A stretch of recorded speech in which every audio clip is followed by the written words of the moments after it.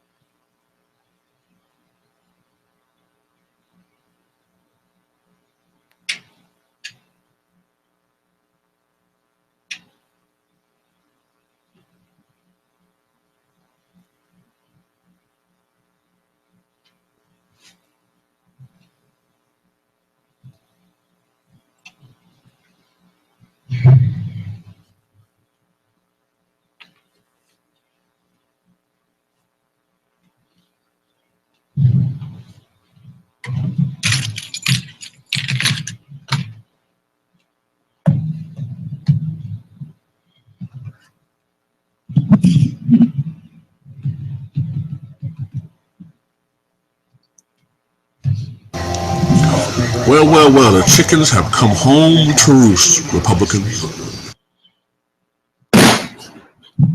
All right, everyone. So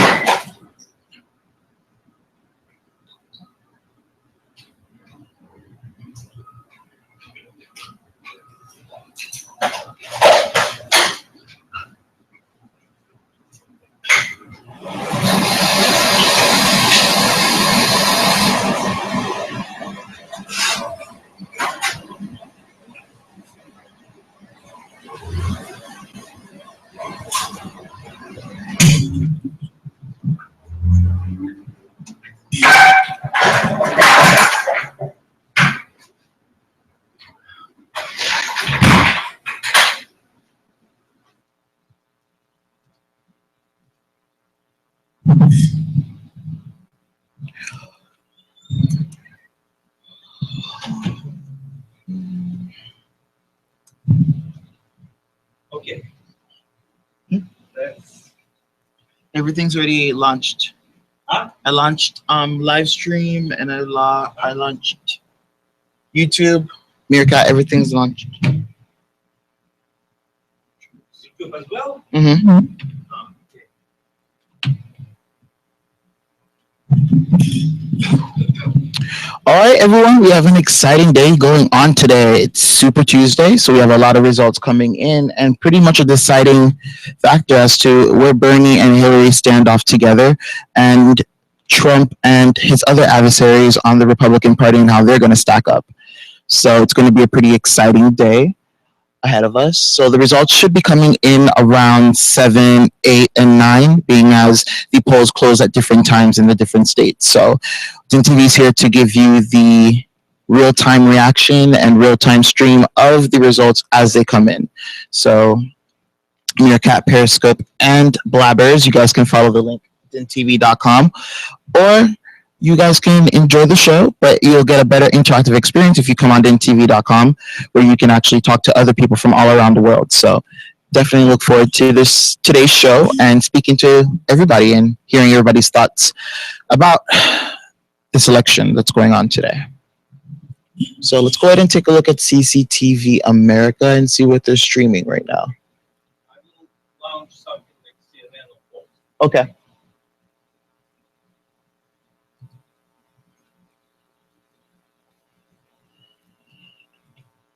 About the continuous influx. Fox?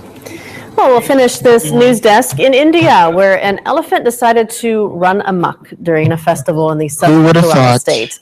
It was one of 5 would've who thought, were involved in a ritual in a remote village of the Palakkad district. Now, it was initially tethered to something, but somehow managed to break free before going on a violent rampage, attacking 27 vehicles near a temple.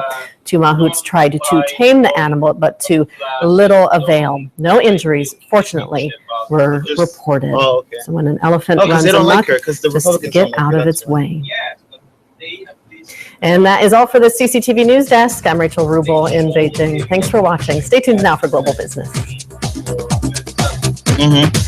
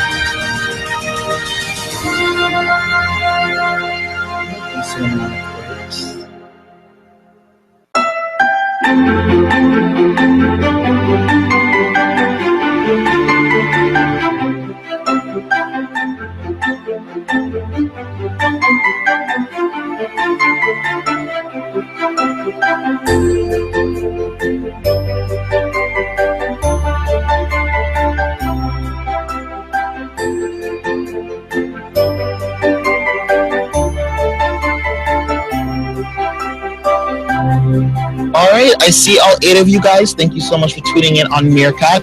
You guys stay tuned. We're going to be revealing the results of the Super Tuesday for Republicans and Democrats throughout the day, making calls to different campaign offices and getting a better look as to what's going to happen after today. Where does the campaign move on from today's results? And is Bernie still a contender? Is Hillary going to sweep it like she did in South Carolina, who knows? So I'm excited for today. I have my Lucky Bernie shirt on today. Super patriotic, so hopefully he shows his guns today and actually get some momentum behind him and win some of the bigger states like Vermont. So it's going to be really exciting. So we're waiting for a couple of streams to see what the different outlets are talking about. But what we're going to go ahead and do is actually go over some of the different candidate stances and also some conspiracy and scandal that's going on in regards to Super Tuesday. So let's go ahead and take a look here.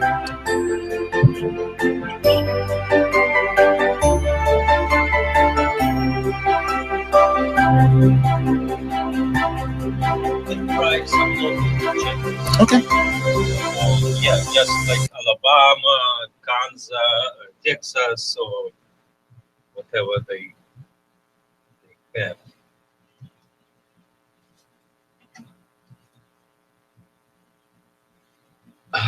Okay. Okay.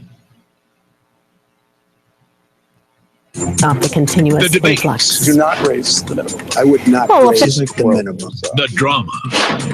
If there's a problem in those taxes before they decide Okay. to What kind of problem would you envision? No one delivers like Neil. And now, Super Tuesday. Neil's just getting started. 8 p.m. only on the Fox Business Network. As America decides, Neil All right, we have delivers. FBN. I am so excited for today. Thank you so much for tuning in on the iPad. Hope you'll be able to come on DINtv.com. Actually, come and talk to us. All right, the crowd sizes at events correlate to votes at the polls. Thank you Hard for to the say. follow on Obviously, Twitter. the Marco Rubio people are hoping so because ever since last week's debate and then the zinging back and forth with Donald Trump, however, that might be sort of chastised in the press.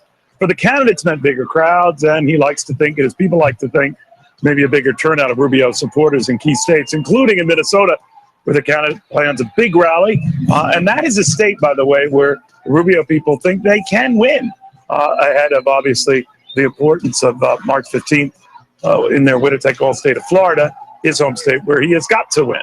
Fox's channel, John Roberts, is in Miami, Florida, with the very latest from there. Hey, John.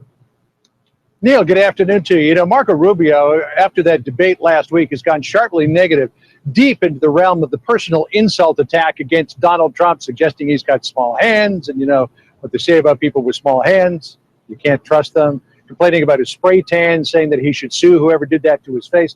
There's one reason, and one reason only, why Marco Rubio has gone there. It's because it is getting him attention.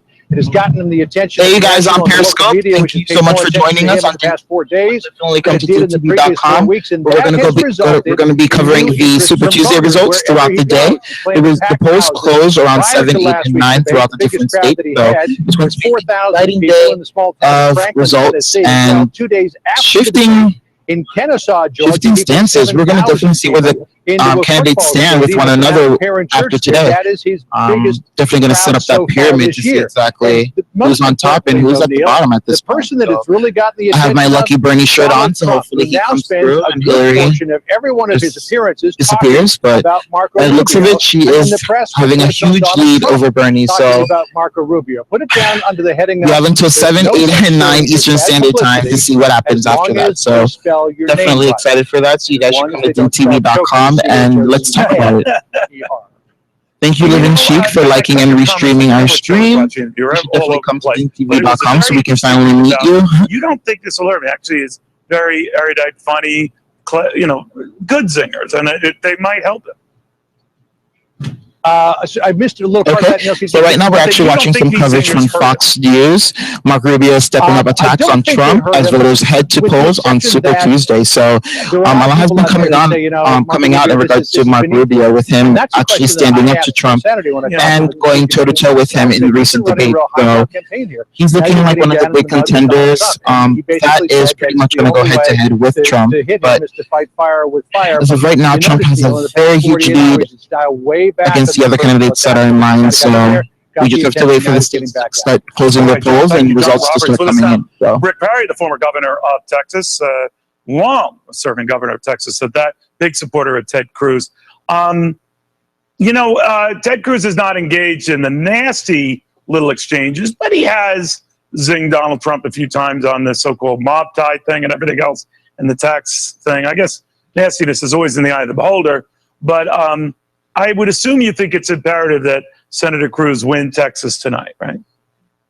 Well, not only is it imperative, I think he's going to. I think he's going to have a very good night, and people in Texas know him. They know what he's capable of. They All right, so it's been projected that Mark Rubio may be winning Texas, which is a huge state when it comes to Super Tuesday. So, I mean, Trump seems to do everything he could to defund, losing momentum, but only time will tell with the Texas results that come in. So he's a consistent conservative, and I think that's the message that resounds across this country, not just in Texas, but as Republican voters are making the decision, they want somebody they can count on. Donald Trump talks a good game. He talks about building a 30-foot wall and adding 10 feet to it. And the real reality of the moment is that we need somebody that we know is going to be consistent. These stories that come out of the New York Times about him dialing it back off the record with I understand that, Governor, but consistency is always in the eye of the beholder. I grant you that. But I do want to ask you about something that Donald Trump raised about your candidate, and of course Ted Cruz, that he isn't trustworthy, that the negatives are very high on him as well. Now, that just might be name calling back and forth. But do you think some of that sticks beyond Texas, whatever he does in Texas, where you say he should win the state, that he might have limited potential after that? What do you think? No, I think Donald Trump is just, throwing invectives, and he's pretty good at that. It's, that's basically what he's based his campaign upon, is throwing out a lot of bombastic statements about whether it's people who are bombastic. Wow, just people like Megyn Kelly or folks who he doesn't particularly like or look like him. So I think that people don't buy into this. Oh gosh, he's a mean, nasty guy talking about Senator Cruz. The fact is, he is a committed conservative who's probably the most consistent conservative of any of the three that have a chance to be getting our nomination. What if that now. doesn't matter? And, what if that doesn't matter anymore, being a consistent conservative? Well, I hope it does matter. I mean, there are two groups, the evangelical Christians. It must not matter. The picture. Evangelical Christians and the veterans are, I would suggest to you, two powerful groups. It's one of the reasons I've got this group of veterans called Keep the Promise to the Vets, and working very hard, and they're being responsive to a person who's going to stand up and be there for us day in and day out at the White House. All right, Governor, thank you very much for all this breaking news. And we are getting a few more details on this plan. 9 p.m. presser by Donald Trump. It will be after most of the polls have closed tonight, and he expects some big wins here. But rather than a victory statement, or he hopes will be a victory statement, he's having a presser. What could he be announcing? We're on it. Okay.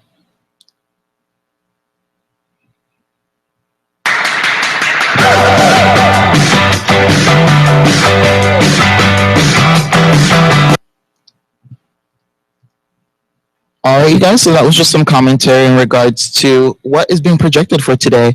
Mark Rubio is projected to be winning Texas, so that should be really huge for our Rubio supporters. Trump supporters, not so much, but he does still have a huge lead over Rubio, so that should be interesting to see how the night ends with the remaining states' results coming in. So I see all 6 of you guys on Meerkat, so thank you so much for joining me and watching me, but you guys should come and interact with me on DINtv.com.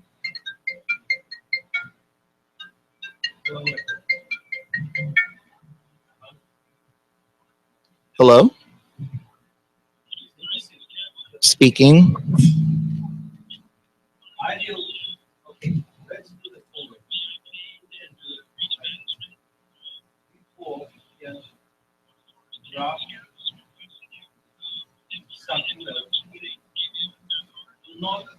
Okay. Yes.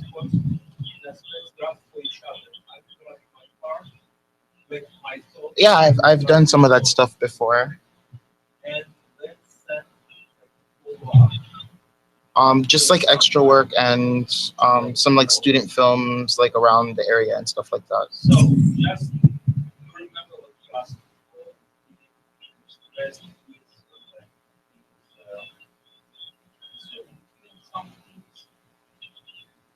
So just Okay. verify from your family members. I will do the same my end. Then What exactly are you guys? Are you guys like a casting agency, like production agency? we go from yes, like company right.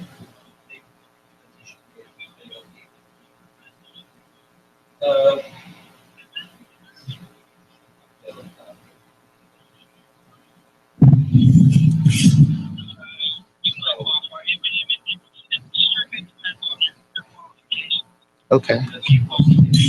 So when you say qualify, what is that?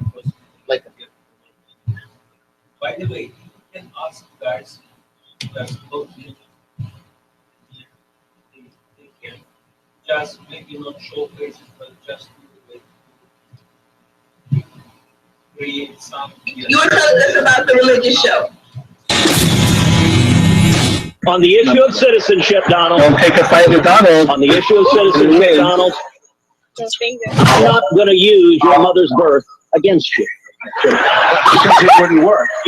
I mean, definitely. I mean, I shouldn't be able to go to Walmart, buy my sweet potato pie, and then go down the aisle and buy a gun, AK-47. Like, that's a Definitely not. Yeah, that's a really bad idea. Man, give me a great country and charge me a little bit more. That's okay. I mean, I got a real big problem with the system that we have right now.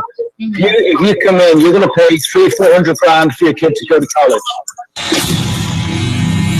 I think a great tactic for the drug war would be to follow suit with what Portugal did, which was to legalize a lot of the drugs. They actually did all drugs, but take money that they spent on prosecuting people and spend it on putting people back into society. So if you were a former mechanic and you're now a drug addict and they're trying to rehabilitate you, they go to a mechanic school, and say, we'll pay half of the salary if you hire this person. And it gives people a sense of meaning. Classic American politicians that, act like they care, but they don't care. I mean, like, mostly he's a business guy. He went to Harvard Business School, like Donald Trump. I mean, these guys are the American equivalent of the oligarchs.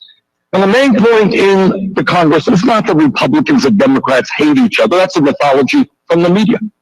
The real issue is that Congress is owned by big money and refuses to do what the American people want them to do. Leg in, put your leg out, put your leg in, and shake it all about. Well, I'll be doing the hokey pokey then. No. It's just that I have a plethora of common sense. For all the crimes that I committed, I didn't blame the police. It's late. Shut up. Really? Give me a shut up. Whoops. I feel that people approach politics in much the same way they approach religion, in terms of having faith in a candidate or sort of projecting their own ideals onto a candidate. I think they do the same thing with God. I think they look at the universe and try to anthropomorphize it and create this narrative where there's this benevolent person who's going to take care of you. I think people do that with politics as well. I think there are a lot of similarities. That I don't think everybody necessarily thinks that way, but I think there's a lot of commonality between the two. Yeah, in this state, it's definitely something that's allowed. Anybody who's in their backyard, they're allowed to go ahead and shoot a gun if somebody's invading their property. That's scary. How do you go in this? Actually,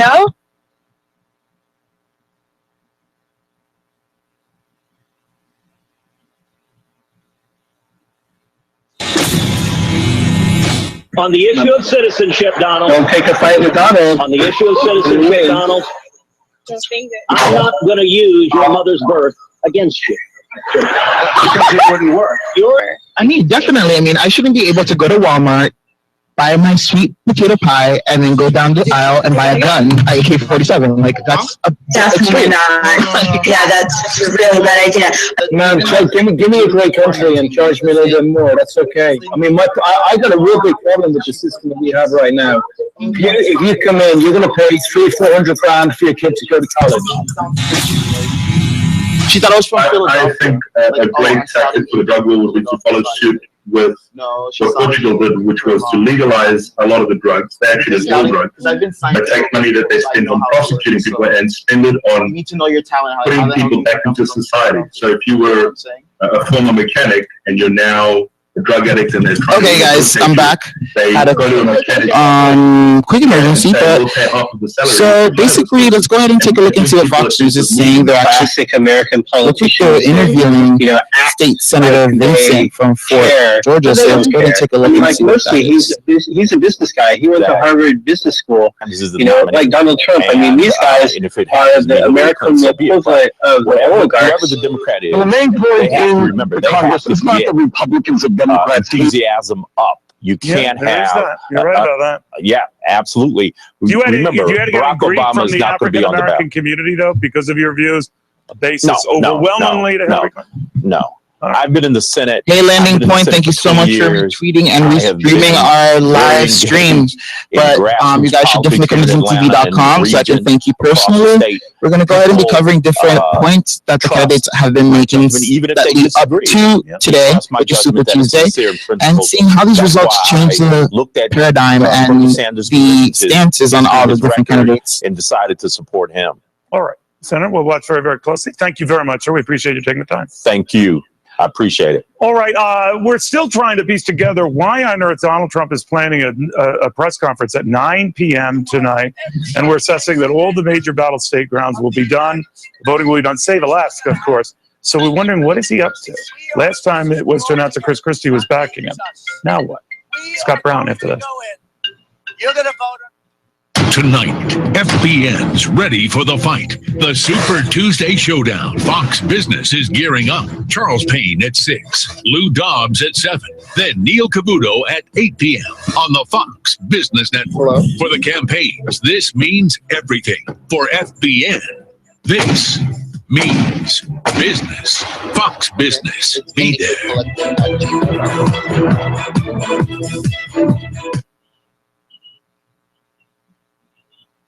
Correct. One word. All right. Perfect. We won here, and here, and here, here, and here, here, also in here, back there, behind here, even next to these guys here. In the nation's largest independent study, RootMetrics just named Verizon #1 network for the 5th time in a row, here. So when the other guys... All right, so you guys, I have a video here from YouTube which actually shows Hilary talking about her preparations for Super Tuesday. So let's go ahead and share that and take a look and see what that's about. Why are you not?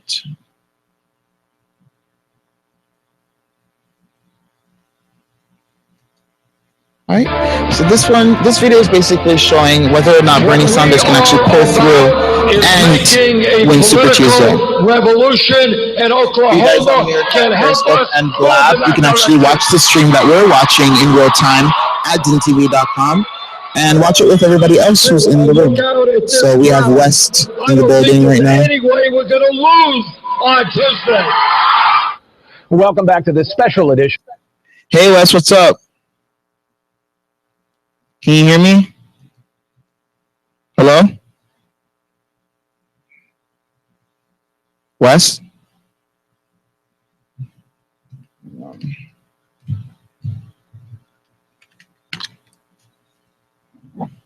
Hello?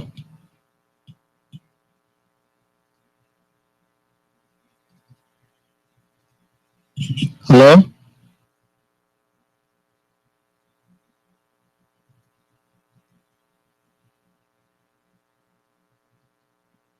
Okay, I'm going to refresh Wes because his sound should be working already. So I'm going to go ahead and do that. But while we wait, you guys, I'm going to go ahead and repost that video. Okay. Wes, can you hear us? Yeah, I can hear you. Can you hear me? Oh, yeah, I can hear you. What's up? You excited for today? Man, I'm hearing all kind of crazy shit right now. Oh, my gosh. You gotta, you know, when you come into DINtv, you have to bring some news with me. So what's up? What's going on that? I'm getting news they cheating in Virginia. What? They cheating in Texas. What? What else they cheating?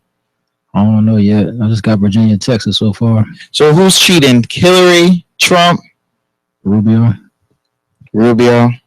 He's slated to be winning Texas, though. A lot of people are saying he's going to win Texas. Well, Rubio Cruz.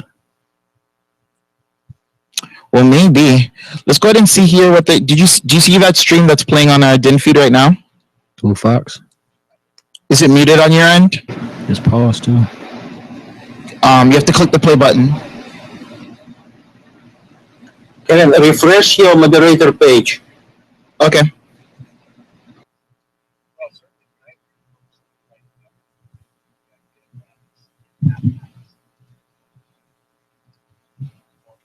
Man, people are gonna turn this bitch upside down, dog.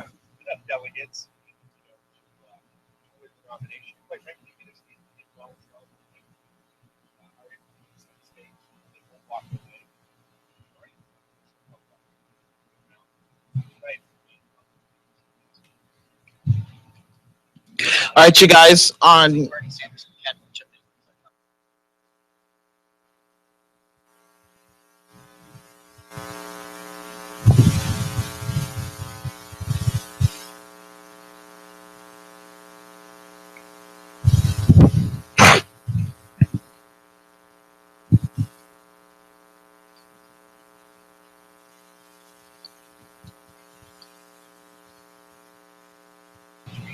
that whoever wins the state will get X amount of delegates, but you can still win the state and continue to pass on this. So if you have Bernie Sanders' state, on and on and on and on, you can continue on. We saw it with the nomination race of 2008.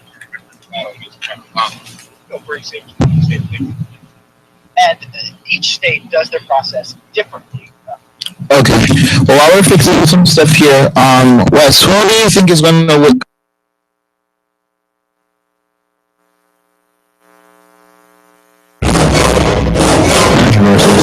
Trump and Hillary on the Democratic side.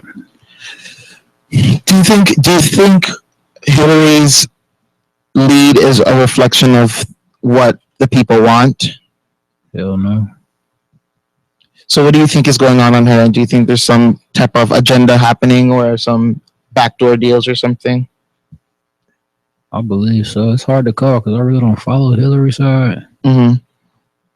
But that says because I was watching this video clip. I think it was for Fox or CNN where this lady, like, it was a black anchor and they were talking about like Trump or something, and they're trying to like race bait him. Yeah, you saw that. Yeah, and the lady, I think they said they put it on like a random black person, and they thought that he was gonna be like Trump is racist or something. It's like they pointed at like West on the crowd. So I was like, I watched it, I was just like, oh my gosh, this is so West. This is so what West would do. He would probably be like more like smarter, like in a sense, like because the guy was like a nice guy. You probably would have did like a little like sly in there. Yeah, that was funny. You should have seen their faces when they cut back. That was even funnier. This race is just a joke as of this point. When they're talking about like the candidates and they're talking about like the things that they say to one another, I'm just like, did they really say that to each other? Really? Yeah, Let's go ahead. And apparently Donald Trump is holding a press conference tonight also. What do you think he has to say? The same thing. We're gonna build a big ass wall. And we're gonna win. I mean, is he going to say anything else other than that? Like, I feel like if the results are good on his end, he should elaborate more on his stance. Like, what the hell's going on with him? You know? I don't think he has to yet. Well, I have a video right here that with Fox 5, they actually explained the Super Tuesday results and how it Fox 5 explains Super Tuesday. Or what makes Super Tuesday so super? Well, to start, 12 states and 1 U.S. territory will be deciding who they want to be president. And more delegates are at stake on March 1st than any other day of the primary election season. And in Georgia, we are right in the thick of it. You may have heard people call Super Tuesday the SEC primary or Southeastern Conference primary. And here's why. Alabama, Arkansas, and Texas joined Super Tuesday this year, which already included Georgia and Tennessee. And fans of college sports will no doubt see the connection there.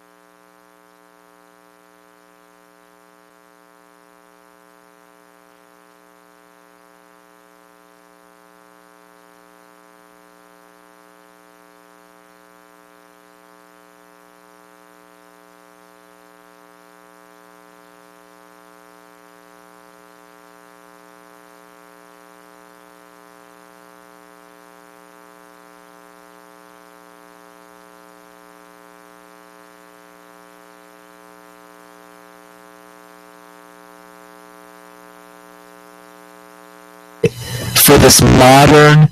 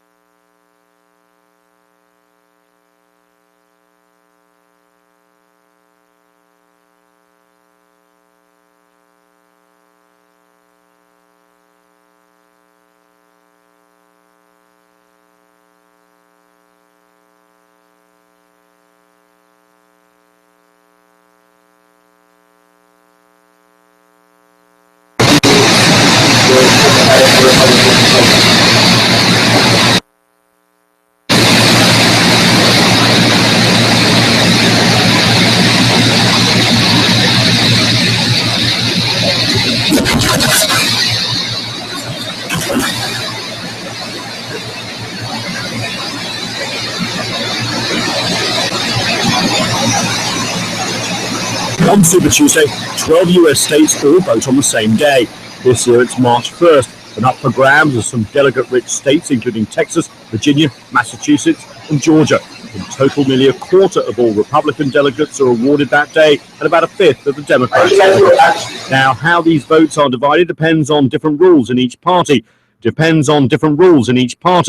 different rules in each state, and how well each candidate does. But what Super Tuesday does deliver is a lot of votes all at once. Those who do well often go on to become the presidential nominee of their party. Those who do badly often drop out of the race, finding they don't have enough votes or money to continue. Well, as Nathan mentioned, one of the states voting is Texas. It's awarding the biggest share of delegates on the Super Tuesday. CCTV's Jim Spellman is in Houston for us. Jim, bring us inside the voting process. Have you seen a big turnout so far? Definitely, and actually early voting's been going on here in Texas for quite a while, and over 1 million people have already voted.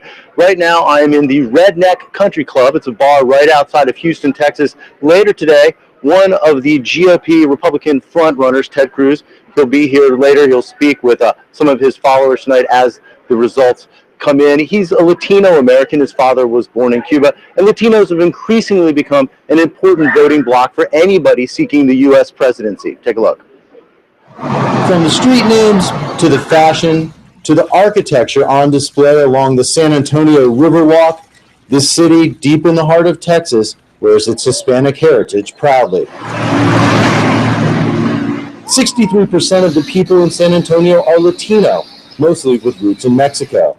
In Texas and across the U.S., Latinos are a valuable voting bloc. Well, the Latino community is the fastest growing community in the United States. There's over 58 million Latinos in the United States today. In fact, every 30 seconds, another Latino who turns 18 and is eligible to vote.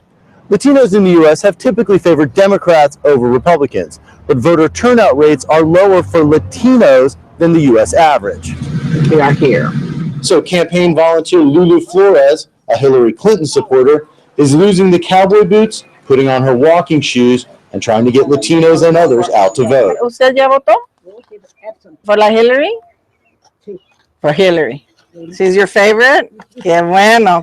Clinton has won the Latino vote so far, and polling suggests she is the heavy favorite amongst Latino voters going forward. They do really look to Hillary Clinton as a champion, and she's really está con nosotros. You know, we feel like, as she says, estoy contigo, which means she's with us, and I believe people really do feel that from her. We no longer have a country.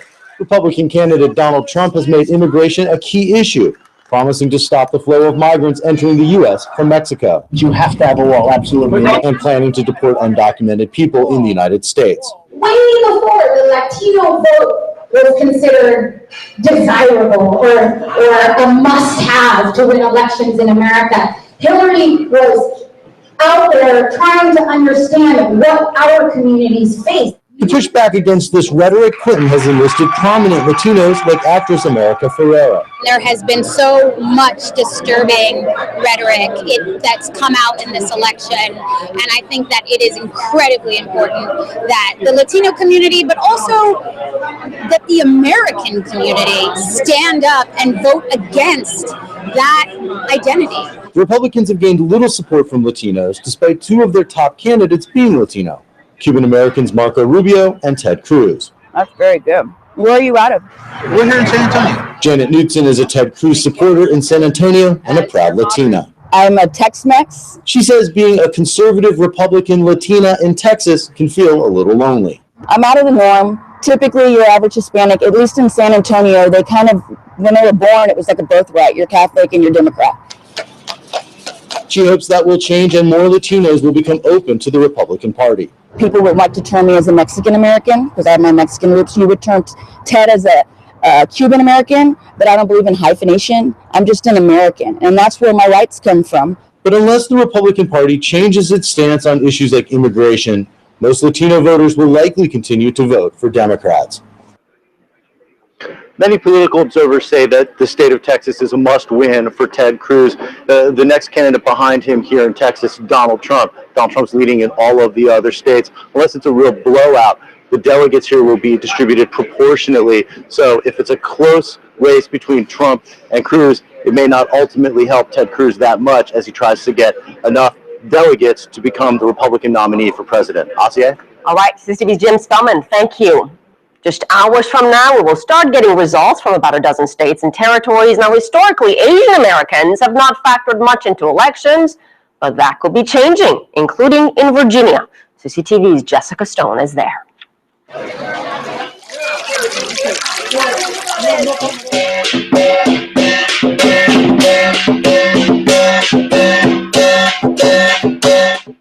A dragon dance ends the Lunar New Year and begins a political rally.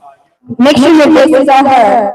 Asians made up just 4.8% of the American population in the last U.S. Census. Virginia is a key battleground state. But in Virginia politics, where races are tight, Asian American voters matter. Nobody wins by more than 2 or 3 percentage points. So every vote counts in Virginia. That's why Monica Lee, a Vietnamese American, is here campaigning for Hillary Clinton. She's going to fight for our access to women health care.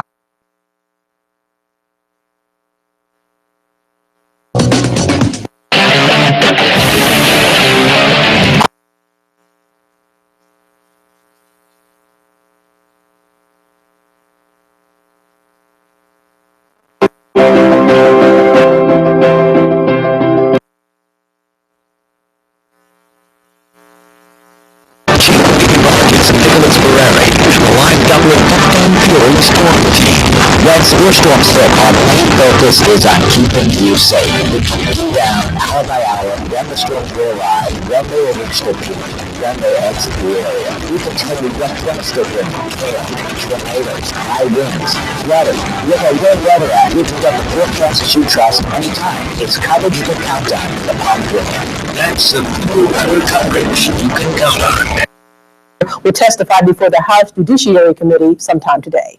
This is Super Tuesday. People in a dozen states are heading to the polls today to vote for a presidential candidate. Republican Donald Trump and Democrat Hillary Clinton are hoping to pull away from their competitors.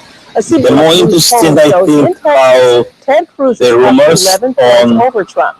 The poll shows Michael Rubio Democratic at National 19%, Committee John Kasich and Ben like Carson each at 4%. private Clinton is or up 24 forced points over Bernie Sanders in the superdelegates Texas poll. Texas to has the most vote delegates, for and hundreds will be divided Clinton. among the candidates. Indiana's primary is This is a real scandal. but one state lawmaker If wants the it's, primary change for the next big election. Senate GOP leader David Long wants Indiana to be part of the I'm not kidding you, Kevin. It would take place as early as the Secretary of State's office oversees elections. Now at 5. It was muted. Didn't broadcaster was muted. The region creates a windy commute this evening, and there's more so on the way. Kirill actually made a really good point in regards to the scandal that's going on right now with the GOP and Hillary actually bribing people to actually make her win big during Super Tuesday. So if those rumors are true, that proves huge towards Bernie's camp, I think, because it just shows even more the corruption that is Hillary Clinton. So definitely, let's go ahead and look at some resources and see what people are saying about that right now. At 5. Good evening, everybody. It has almost been a week since police found 2 young men and a teenager shot and killed on East Lewis Street. Since then, the news of the triple homicide has spread across the country and even the globe. News Channel 15's Sarah Wagner is following the case. She joins us live from our newsroom with just how far-reaching this crime is now. Oh. You can find articles about the Let's triple skip homicide it. on Okay, just about kill it. every national I mean, okay, of course it's important, Super but Tuesday coverage with the one and only campaign, Carl, in the very. All right, you guys. So the first poll closes at 7 p.m. and that's for Georgia, Vermont, and Virginia. So at 7 p.m. Eastern Standard Time, we are going to get the first results coming from those 3 states, which is Georgia, Vermont, and Virginia. It is the most consequential part of the primary process. The nominating race on Super Tuesday has been decided more All often right. than So not. we're actually watching a correspondent, Carl Carmen, actually talking about if history the holds, results and the polls what are we right, look forward to Donald see. Trump's looking to have a So you pretty guys good definitely come to DINtv.com to We're at watch. his Mar-a-Lago resort and casino, well, excuse me, resort and golf club, where he'll be having a press conference tonight, but not a normal rally. We're not going to see the screaming crowds and the big jumbotron TV screens.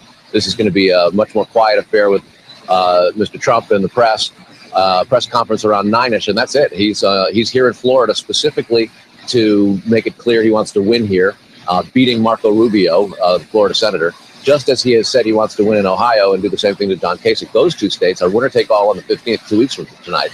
And tonight, of course, it's almost half of the delegates to clinch the nomination, so you can't get really any bigger than this in the entire calendar hereafter. All right, well, we're going to take it around the table here, so be prepared. We're going to save Gutfeld for last, so get ready for that. We'll start with Eric Bowling. Hey, Carl, Super Tuesday, super exciting. So this press conference, and it's important to note that it is a press conference, not just a campaign event. He announced it yesterday. I know a lot of people are speculating what he's going to say. But let's hear from you. Have you heard anything? What do you think he's going to say? And will it depend on some of the results tonight? Yeah, he will address the night's results. And I couldn't Trump campaign upload is the expecting files. that the results are going to be very much What is it tilted in saying? Mr. Trump's favor. You can open. They concede that Ted Cruz. No, I thought you said you couldn't. Some of their views I couldn't, Texas just is his own didn't state. allow me. But beyond that, Trump's looking to pull up double. All right, so Johnny Kermit Ellington actually made a really good point on And here in Facebook. So you Florida, guys, he says that this is why it's so important to get out and vote if for Cruz Bernie wins Sanders Texas and in your gets him into primary. second place, Even if it's not just because that you could keep want him to in the vote delegate blue or race. hate Republicans, One of the two, many supporters are Cruz independents, and, and even are Democrats likely who are to take a sick hit of the tonight. establishment politics and do not trust Hillary's or her depths to contributors. I have personally spoken to many who refuse to vote for her and plan to abstain, write in, or vote green if she gets the nomination. Some have even said that they'd vote Republican if this attempt to teach the DNC a lesson. These votes are needed to win a general election, so please go out there and vote the Democratic nomination by They're voting concentrating on winning primaries. at your But local realistically, when you have the Senate Majority campaign Leader office. and the Speaker of the House both So defying some of the Johnny rhetoric, Kermit actually made a really it's good point, also a and big he illustration seems of like an the concern in avid Washington Bernie with Sanders, ballot and candidates, whether it's for the Senate or the strikes a House. chord in regards to millennials not really going out there and might have voting their and brands saying that their vote doesn't matter when indeed it does. You know, that's why we see such huge leads with Hillary against Bernie and Trump against the other candidates in the Republican Party. So as long as you have a plan and vote so that your candidate or the best person that you feel could, if your candidate doesn't win, How about Ben Sass saying that should run, you vote properly, If you don't want Trump to go, then you vote against him. It's about the ABCs. So, anyone but Clinton. thank you, Johnny, for that comment. Well, Eric, so let's go ahead and go through Twitter and see what other people from are Alabama talking who about endorsed on here. Trump on Sunday in Huntsville. Was quick to say that Donald should clear the air and speak clearly on this issue and get it behind him, because when it comes to sort of white supremacy and racial politics, it's not good to straddle anything. Right. KG. Okay, well, I think he thinks that he has answered that and disavowed and is trying to focus on getting primary states, but perhaps it is still necessary. What do you think about the other two camps now? Because even Cruz calling for kind of like a consolidation against Trump. I mean, are they worried about the momentum, given the fact that they've not been getting very much press? What's been going on with the back and forth between Trump and Rubio? Well, Rubio definitely sort of took the spotlight from Cruz and Trump over the course of the weekend with some real haymakers in terms of the name-calling battle. Cruz was actually calling for consolidation, as was Rubio after the Nevada caucuses, saying that we've got to do something now. Trump's got serious momentum, in hopes of trying to stop him from essentially running the table, with the exception of Texas tonight.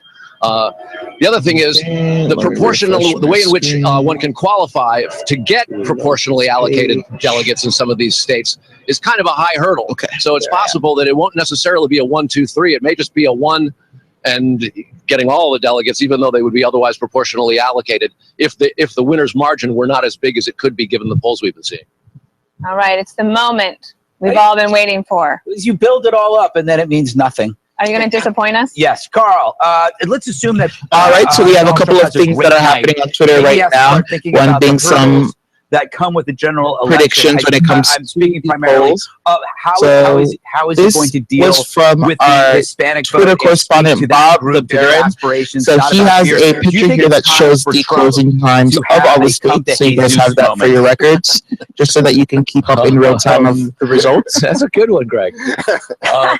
I'm too tired, man. You're going to get me punchy. We've been doing almost all-nighters for the last 4 days for this Super Tuesday. Can I ask you another question? Also, you can share maybe something of them. He's going to be asked these questions. One of the things that Trump is known for, okay, you guys I know we'll post some Twitter. And he'll smack them back at you. So, all right, you guys. So our user Kirill actually not his belated sort of disavowal of Can you open that? was a mistake or okay, putting it right now. dog whistle. Okay, that's going to get exposed tonight, as will other questions. Now, if he just comes out and gives a statement to the press about, hey, I just won the nomination for all intents and purposes, then the numbers will have indicated that he had an astronomically good night. Do you want to ask another question? Well, there's a lot. There seems to be the reoccurring theme is of everybody saying a vote for Trump is a vote for Hillary. All right, so Politico actually posted a really cool article here about Trump and his influence in the media. I'm actually going to post that on the manual share, so you guys have that for your records. I'll also go over the article with you guys. Ben Carson will do just about anything to try to bring Trump down. Ben Carson, by the way, has called for so the article basically states that to talk about how to get along better. Super Tuesday marks the end of the phase of the campaign, when the primary and the caucus returns as mostly disrupted in terms of momentum and what they might mean for the shape of the race, in the start of the time when the delegate continues finally becoming meaningful. Yeah, it's of course. Okay. So in broad strokes, delegates will be chosen on Tuesday to guarantee anybody the nomination unless they win by large margins. However, after Super Tuesday, candidates who have significantly been behind the delegate counts will have a very difficult time getting back into the race. Moreover, because of all the delegates for both parties on Super Tuesday will be awarded proportionally, candidates can win significant numbers of delegates without winning individual states. So basically what this is saying is that even though they're not, you can win bigger states instead of winning a whole bunch of smaller states. So basically winning bigger in the bigger states comes out better than actually winning the smaller votes in the smaller states that carry less delegates. Okay? So on the Democratic side, Super Tuesday favors Hillary Clinton. 6 of the states, Alabama, Georgia, Arkansas, Texas, Tennessee, and Virginia, are all southern states where African Americans make up substantially proportions of the Democratic And I've been doing these primary numbers and electorate. just So for a long basically, time, I a said huge it's majority somewhere one amount of the voters are minorities. They would have had to have done it So, however, Tuesday. One of them are Massachusetts and Vermont are also a part of Super Tuesday. Okay, so they should be much more friendly territory for Bernie Sanders. Thus, the challenge for Sanders is not to win Super Tuesday, but to do well enough that he survives it while maintaining doubts about Ms. Clinton's inevitability. So basically, what Bernie's camp's trying to do is get enough votes so that they're not as far away from Hillary. There's a case. I mean, let's be honest. So it looks like a chance for whoever it is would have to. It sounds like Politico is actually projecting that Bernie may not win the Super Tuesday, but he may have enough so that he still has a chance in beating Hillary when it comes to gaining the where Democratic Donald Trump vote. is expected to win or has an advantage tonight, Ted Cruz is likely to come in second, and across the board, Rubio is likely to come in third.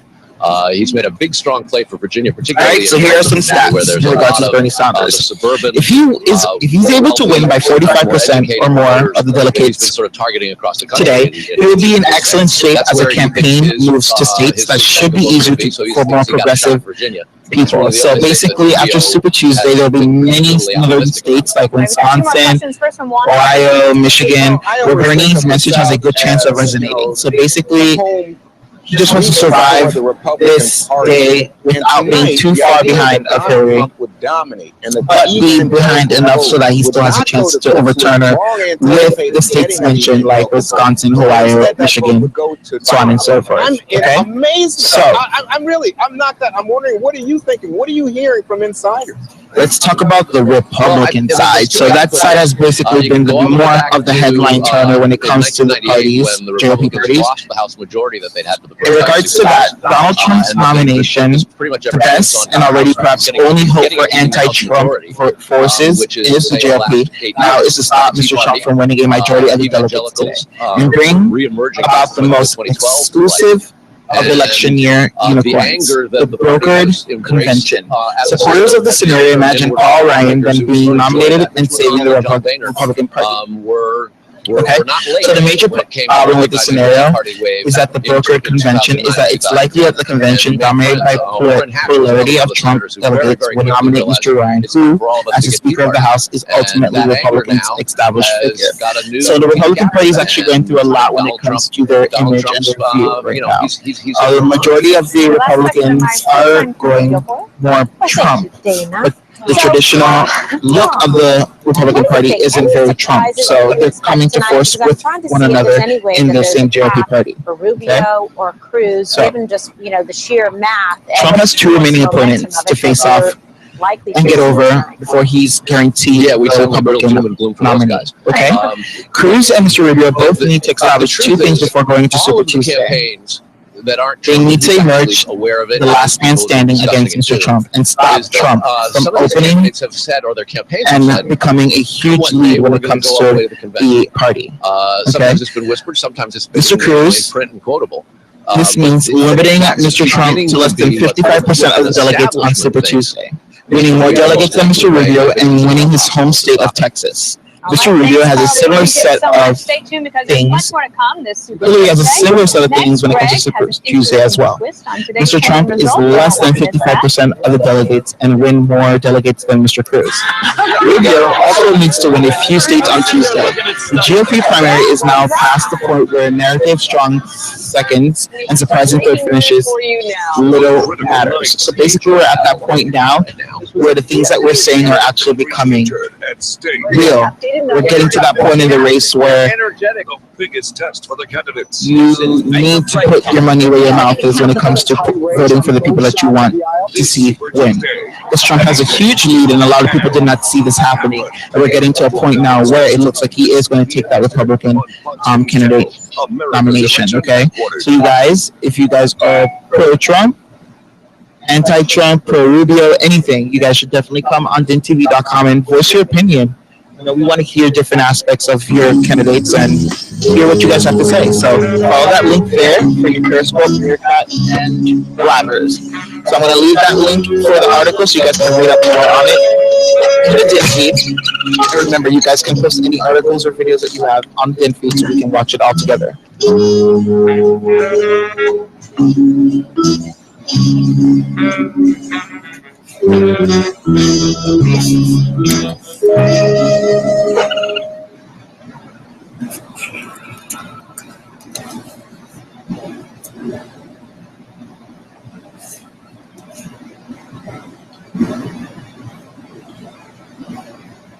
Hey Wes, what's going on?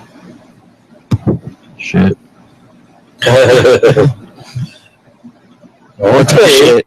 Are you angry? Are you angry that Hillary's gonna win? Win what? She can win a primary or she won't. Right now it's being projected that hold on a second.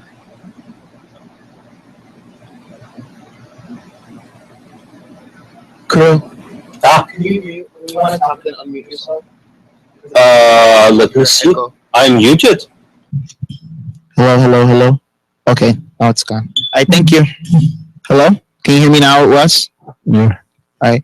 So right now it's being projected that Bernie just wants to win enough states so that he's not that far behind of Hillary so that he can get Wisconsin and Michigan.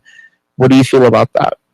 Do you think that he has a chance to maybe grab those votes from Hillary in those states?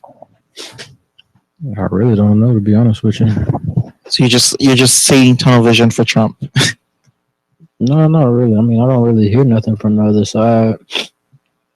So how your Twitter trolling been? Did you see anybody, what people are saying? Because I'm on Twitter right now and people aren't really talking that much. I feel like it's going to be more talking once the results come out. I don't know what you're searching on Twitter. Super Tuesday. Then I'm on Trump's tag. Then I'm on Rubio's tag. And it's just the same like news outlets just tweeting articles, but not people like bitching yet. You gotta go over to all tweets. Let me see. What tag are you in? Super Tuesday. That's the tag that I'm in. It's just people in my way to my precinct. When she votes Republican, please take a second and report this racist Donald Trump support for violence. I'm going to throw you. Oh my goodness. Okay, I'm going to post this on here. We got some intense Trumpers out here. Okay, so I actually found this in our Twitter feed on DINtv. I'm going to post it. What is going on? Why aren't you posting? Oh. No, there's nothing. All right, so let me get this link here. All right, so Dan Anchor says, So today's the big day. It's what America this is his response to has been waiting for. That's right. This guy here on Twitter. He says, I'm going to throw you in a hot boiling water together with Muslims. So this was his response to Daniel's actually retweeting this guy because basically he doesn't support violence for the party. Have fun. So he's on patrol, it's crazy that I looking have for trollers. fans that appreciate me that much. I don't know who's talking about being It wrong. really gives me. I'm like, I wish that I really could love That's why someone. people just make shit up, bro. They make shit up. Just like Do you think she made this up just to like say that she caught somebody saying this? Hola. people making up shit they hear anyway. Peace indeed. Truly a treasure. Okay, so I have another 10 years he can run for link president. here I know. for another He's tweet from that I Canada. found. That's not This stopping guy dead says, Bruce. Am I right, Donald? But it's Super Tuesday with Trump way ahead. I'm thinking, let's just call. shout out to David Dyke and the KKK for making this whole thing much more interesting. A lot of time. Super And maybe Tuesday. saying that will Tune in give him- Tuesday. I actually We're gonna open up the libel laws. So when they write, But even if he did, like, Donald can't control who endorses him. Like, that's the same thing I said. But see, check this out. This is how stupid. see, Wes wanted me to be like, but like, it's like common sense. Like, you can't control what people think about you. I've been saying that too. Like, I hope you will understand that. But check out how smart Donald Trump is, right? So he sit in the interview with the dude who's asking him about the KKK. Mm-hmm. What does he do? Like the smart guy he is, he'll play stupid.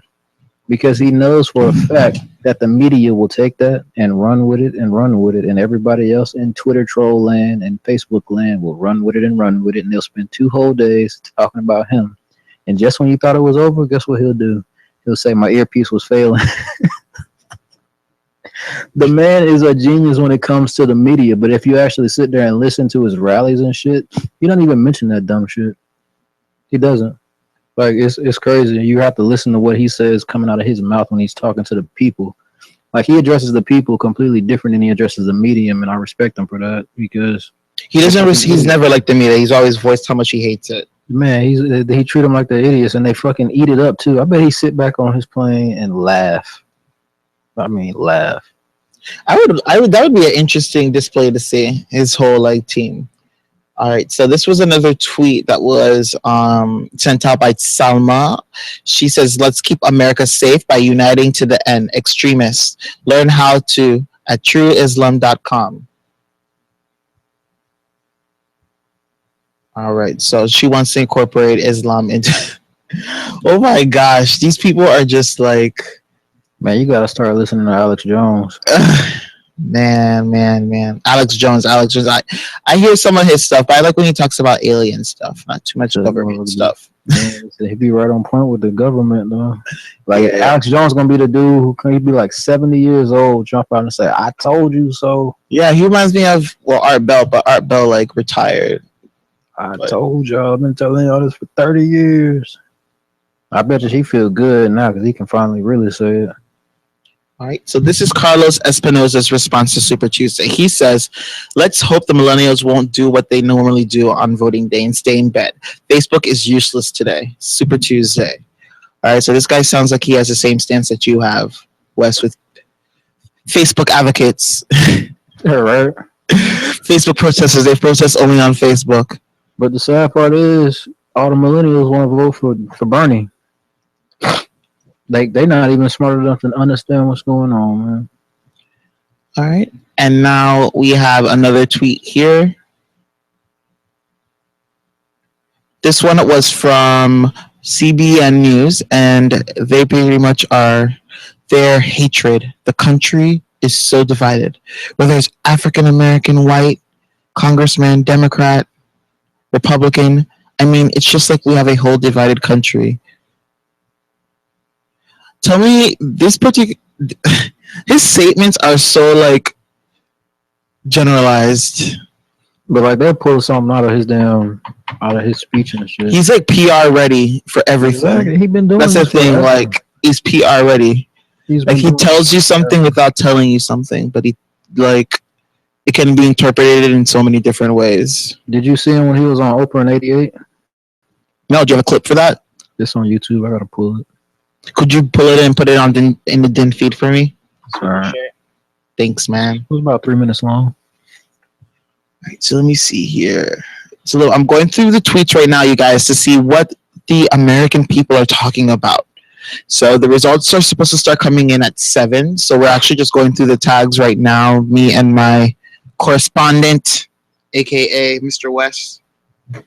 So we're going through the different ideas of Trump and his media persona.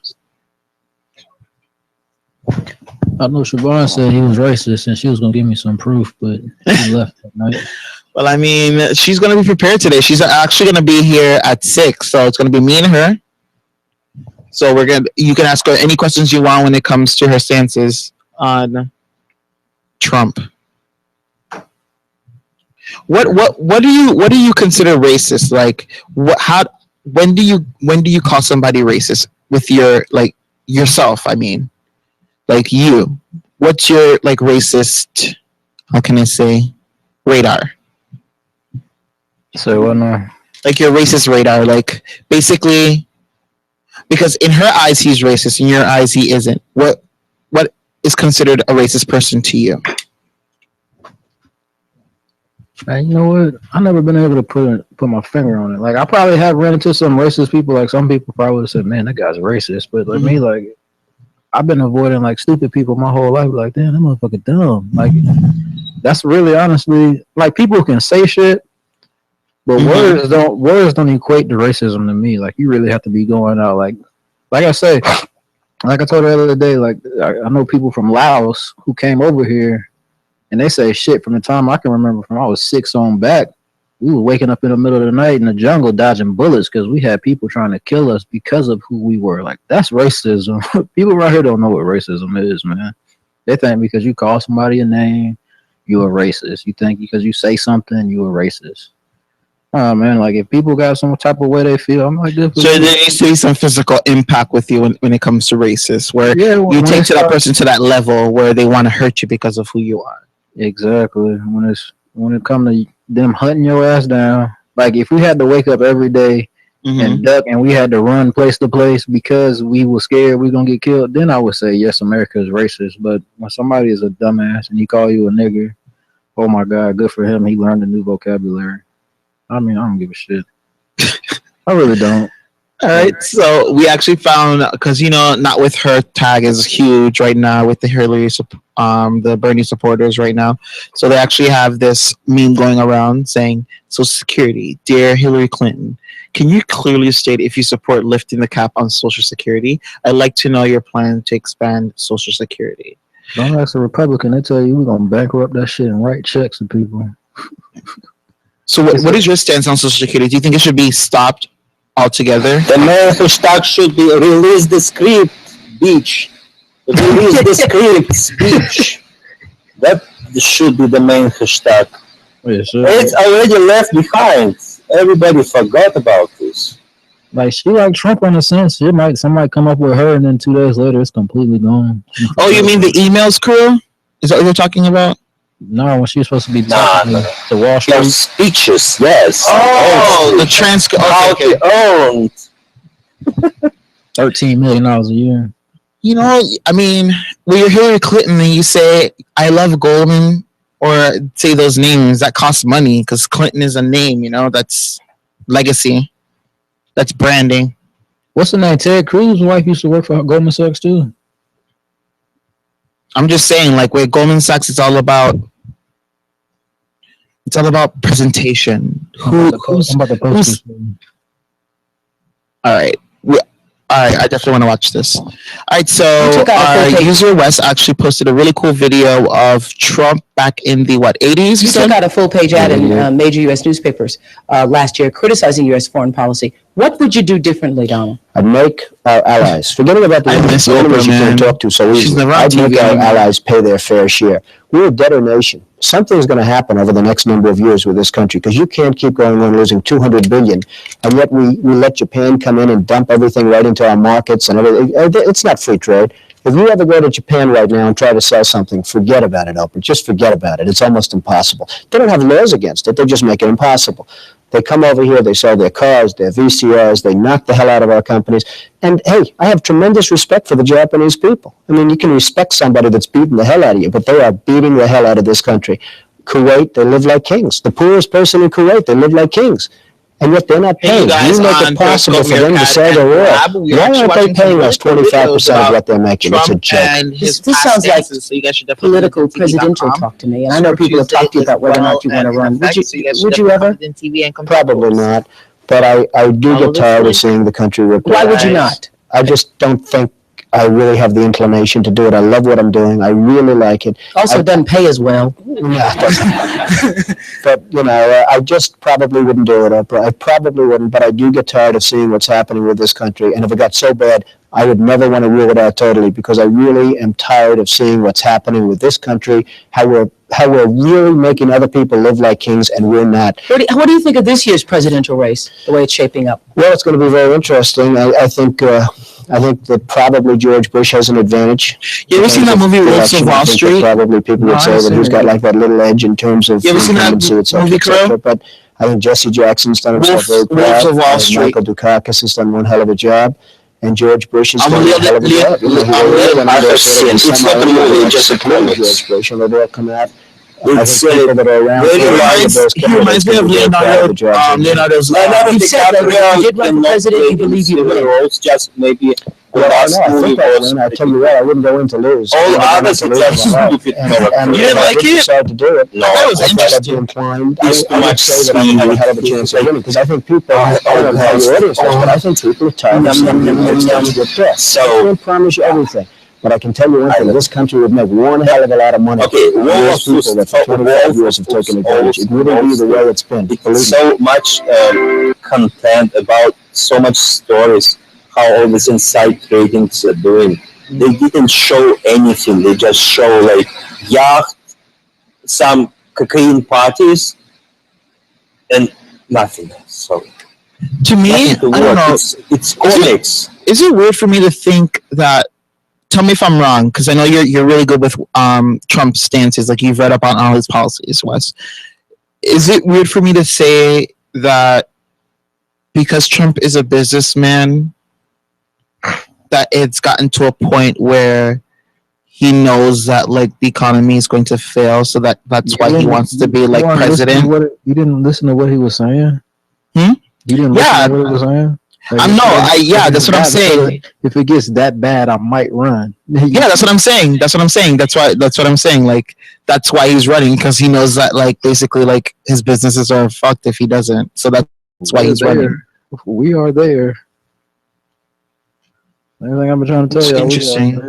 Out of all the candidates, him and maybe Carson too, but no, Carson's way too conservative for me, man. He's way too conservative. Trump, maybe. It's just, I don't know, man. I don't know. I don't like how I don't know. I really don't know. What you don't know? You're all right. It's hard. No, you know what it is? It's because like I go through like so many scenarios in my head, like because I'm the type of person like like I give the person the benefit of the doubt, and it's like I want to give Trump that, but then it's like, okay, recently he's been changing his stances on a lot of things that he's been like on and talked about a whole bunch of times before, like his stance on like pro-life. What do you expect from politicians? That's what I'm saying. So should I take that into account? That he's just saying this to win? But come on now, if you're gonna say that, everybody has changed their stance besides Ben Carson. Well, what about Bernie? I mean, Hillary has done this with. Let's just talk about the campaign season, because if we go back and talk about what they did 5, 10, 15, 20 years ago, that's completely irrelevant. Let's talk about the campaign season from when they announced they were going to run to now. Okay. Everybody has gone back and forth and teeter-totter, because you got to think, people are also getting new information at times. They're getting different information at times. Some information might not be completely right. Then they have other people come in and say, well, if you really think about it like this, from this perspective, we could probably do this. And they say, oh yeah, well, that does sound a little bit better than what I was saying before. Like I got no problem with like them adjusting their views. But for like somebody like Ted Cruz, when he started out and said, I'm completely against deporting illegals, we're not going door to door, and then the next time you see him in an interview just a few weeks ago, he's saying, oh yeah, we're going to triple ICE, we're going to kicking those in, and we dropping their asses off, and we're going to build a wall. And you know what's iffy me too is like, correct me if I'm wrong, but doesn't he want the encryption, Apple to open up the encryption? Yeah, that's investigation. That's one thing, but you know what? I don't think he's really informed on that situation. I think so too, because the thing is, it's that it's not like something that Apple just like clicks and then like it's open. It's a whole new operating system that they would have to create to bypass this. And then after doing that, every person would have to download it onto their phone. So what does that open up to? Like, I need to know these issues, because that's a 21st century like issue right now. You know, the internet, which is such a prevalent thing that's part of everyone's lives, like, and mobile devices. Kevin, you have not yet realized that your generation and especially new generations after you will live in absolutely without any understanding of the privacy concept. They will live without any privacy at all. And the loop. I think 90s kids are the last generation, because I feel like after, like, it's not weird now to take pictures everywhere you go or like post it online. You get what I'm saying? Ain't no privacy, man. That's why. But if you really think about it, what is it that you really have to be private about that the government doesn't already know? They know your bank account numbers. They know your social security number. They know how much money you have. They know all your phone numbers. They Your know XTube search table, your search history on your XTube. They know all your of that. Pornhub. They know all of that. You can go in the incognito browser all you like. That's just hiding information from people in your house. You don't want to see what you're looking at. That's like I feel like that's like a red flag for them. It's like, why does this person be going to incognito? Let me search and see what they're doing on there. That's what they do. But nobody knows because it's not like you blocking yourself from anybody else. You're only blocking yourself from you. That's what incognito mode is. It's just make sure that your history so funny. Wes, they say it to you right in the window itself, and people still don't read it. Yeah, it literally says it in the window. It says it. This is just for you, like the recording all the stuff that you're doing. There's really nothing private anywhere from the time the internet has been invented. There has never been any privacy. So it's like I only feel you need to be private if you're really doing some really weird shit. But other than that, or if you're part of like breaking the establishment, you have to go like encryption, like exactly, but intensely. See, like a lot of like these YouTubers who like put up all that stuff when it comes to like government and breaking the seal when it comes to the government and stuff, they have to encrypt everything. They can't even like use regular internet browsing methods. Them people ain't telling nobody nothing. Because if that shit was true, that would not be on there. Man, the people in charge be looking, sitting back at this shit, say these motherfuckers so stupid. They don't have no clue. Nephilim and aliens and reptilians. Man, them people don't care about that. What happens? I believe in that shit. I'm sorry, I believe in it. You believe there's reptiles walking around? I mean, life's stranger than fiction. I don't know. You seen a movie called They Live? They Live, no. Man, it's crazy. Is that about like the Nephilim and stuff? Pretty much is about some alien species taking over. Or here. It's weird. I watched it last night. I open, like, for me, I don't deny it and I don't accredit. Like, for me, I'm open to the idea. You get what I'm saying? So if it were for real, it wouldn't surprise me or wouldn't, like, break my mental state like it would do for other people. You're right. That's crazy. You get what I'm saying? You're aware of it. So if you were to see it, it wouldn't shock you as much. Be like, about damn time, man. How I get on the train? I'm trying to go. By the way, we're having a lot of comments on Facebook page of DINtv. And we can make sure we can maybe bring those people here. Let's at least, okay. I receive it on my screen. I need to go on the page. Let me see what they post there. Okay, so we got a couple of likes on the Facebook post that Good. Why I'm getting a lot of comments and I don't see anything on the page? Oh, it's under the article that I posted in Bernie. That's why. Okay. Okay. Yes. Okay. All right. So I'm gonna go ahead and post some of these comments and see what they're saying here. But I'm sorry, like I believe in all that crap. I have to, because it's just like it resonates with me too much. So you believe Nibble will come in too, right? No, that's propaganda spread by the government to try to like discredit that movie. The Planet X? Planet X, yeah, but the whole like it's like new age like mystery of truths where they try to how do you say when you're toxic, when you're trying to contaminate the truth? Yeah, that's the word on it. I think it's all bullshit. And you could be right also too.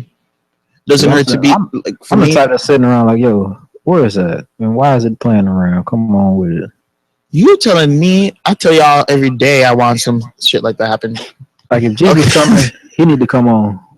All right, so Daryl left a comment saying the KKK makes big news on CNN and the Republican establishment are really offended because of the political correctness. And now racism is all about them and now threatening to the existence of the Republican Party. Stop. This is the year 2016. So,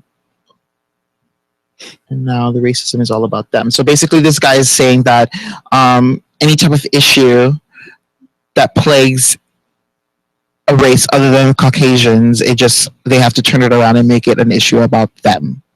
Like Black Lives Matter turns into All Lives Matter, because all lives matter, and it's not just Black lives and all these different stuff like that. So, Daryl, thank you so much for that comment. You should definitely come to DINtv.com. But you know, the Democratic Party started the KKK, right?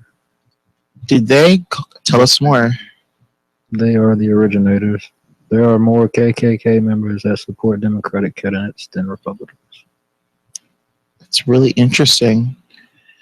Wow, I never knew.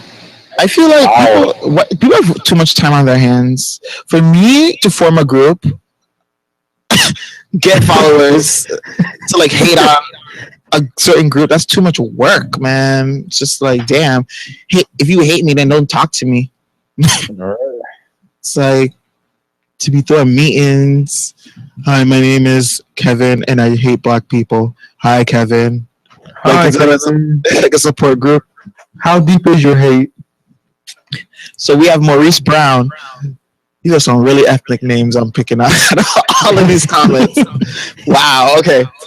Maurice Brown says, yes, you Bernie supporters are fucked, especially by the end of tonight. Bernie no doubt will win the widest states of Vermont and Minnesota and possibly one more. But the South is Hillary. Go Hillary 2016. All right. So we have actually a person of... Man, I feel so sorry for Black people voting for Hillary. I automatically know they sleep. Oh, you know that, Kevin. You know these people not woke, man. When they just say, because I met a lady on Periscope today. I don't know why I tuned in, because she was saying the voting process was weird for her. So I want to hear what she had to say. Mm-hmm. And she just said they had Democrats walking on one side and Republicans on the other. And I was like, oh, that ain't too bad. I guess they're trying to keep gang wars from not breaking out. But she just said vote for Hillary. I'm not gonna tell this bitch that I'm not gonna tell you who to vote for, Hillary. I'm like, what the hell is wrong with this lady? She's like, well, you know, I voted for Clinton back in the day, so I'm gonna do it again. Yeah, see, that's all I'm telling you, bro. Listen, it's like Stockholm. They use the KKK to intimidate, beat, and kill motherfuckers for not voting Democrat, and so now you just Democrat. Wow. You know what I mean? It's crazy. Man, I feel you on that. I just like, you see, I'm wearing my Lucky Bernie shirt. You see how American, I love America. Do you see this? This is my Bernie Sanders shirt. American freedom. And then I got my eagle. Hold on, let me play this so you can see. Look at this eagle. So I have the American eagle. You join Trump squad, man. You Trump. Hell yeah. Why not? I'll tell you why not, because I'm all about this is the Bernie. biggest difference. This is the biggest difference I've seen in a Bernie rally, a Hillary rally, and a Trump rally. What's the difference? At a Bernie rally, the crowd be shouting Bernie. At a Hillary rally, they be chanting Hillary. At a Trump rally, they be fucking screaming USA, USA. Hey man, listen. I think it's like it's NASCAR. Dude, let's watch this. It says Trump slums the GOP establishment. Where is Mr. Trump? Romney should have been won easily. You know, you're going against a failed president. Obama has done a horrible job. He's been a horrible president, and he was just as bad 4 years ago. And Mitt Romney should have won that election, and he didn't. Juan, your thoughts? Well, you know, to me, what's going on here is a little bit like, you know, the Whig Party that disappeared, you know, and the He's just being a Republican racist, you know, is in a civil because war Obama right sucks now. at his They're job. getting away from it. So you know, what's so funny. I never really read into like when Obama was running throughout those 8 years. Wes, I never really read into his politics at all ever. Like I was never part of like the political world, and I never resonated with him even. So like I remember everybody around me being like Obama, but I never really like Republicans who are on that train. Does I didn't even vote. Really represent like 2008? If you think about conservative ideas, I conservative principles, I just the voted fact because that he everybody goes else voted. back But at George W. over I was weapons of cussing mass everybody out destruction or for gets voting, into fights with the Pope. Then Mitt Romney came along. I was like, there's hey, no nobody outreach vote in for terms of nobody. growth Let's go of the get our party. guns and go I take think that lots shit of people fear for the future of the party. It was bad. Yeah, but then again, that CNN Like, it was like, cited, oh, we're lifting the ban on gay marriage. Like, for me, marriage in itself doesn't make any sense to me to begin with, so I don't care about that. I would have rather him legalize marijuana than do that, realistically honestly. look at, especially now. Here we are, Super Tuesday. I mean, think about it. Time has flown by. These are the numbers. These are results. So they have to do some. Yeah, that's what I'm saying too. It's just like if you're gonna be with somebody forever, just be with them forever. What I'm saying, like, why do you need the RNC, which is very important and pivotal in terms of. Then they're like, oh well, you know, for like, what happens if your wife is sick or your husband is sick or something like that? To get out the vote. Why should the government to have a partnership and a meeting of the minds, like you mentioned earlier, Carson saying, like perhaps some of these candidates should try to come together to think about the general well-being and health of the party going forward, especially with all this vitriol. Are you in fact weakening one another, whoever the eventual nominee will be, by having these kinds of personal attacks, which really only benefits the Democratic Party? But the vitriol attack started with Donald. I'm not singling out anyone in particular. My point is, all of them should think about that. Everybody involved. Should have thought about it a while ago. I guess. Let me ask a process question. So again, Ben says, I think that was it's just an agenda, really. It's just an agenda to push it on everybody. I got no problem with gay people. I just don't see why they have to be all out with it. For me, let me see. I think it's because it's like, you know, like how TV just exaggerates all cultures. You get what I'm saying? So it's like if you have a black character on TV, it's going to be like an over exaggerated black person, and like if there's a gay person, it's like it's an over exaggeration of what a stereotypical gay person would be, because you have to try to like convey that character out, for like exaggerate it so that people understand that that person's gay. I don't know. TV's weird. You mean real life? You're talking about like a real life. I'm talking like real life. Like what's the need for the gay pride parades? Now we got just shutting down. I guess, you know, you have different parades and stuff for anybody. I don't know. It's just like, for me, just if you want to have a pride parade, have a pride parade, but like make it like, I don't know. No. What bothers you about it, basically? Like what's because, like showing it? Like showing two people kiss, like two guys or two girls kissing outside, like it bothers you. Like, I'm not thinking about me because I don't give a damn. I'm thinking about the damn kids and shit, man. Like, seriously, like this is the shit that they push. It don't have nothing to do with the adults, and they mostly has everything to do with the kids. This is a message that they putting on kids. Like when kids going to school, 5, 6, talking about they gay and transgender. You know something wrong. Right now?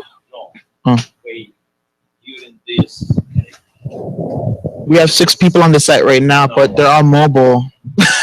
During this hour, 38 people. Okay. All right, so yeah. I'm sorry. I lost your last sentence, Wes. Yeah, my boss was talking to me.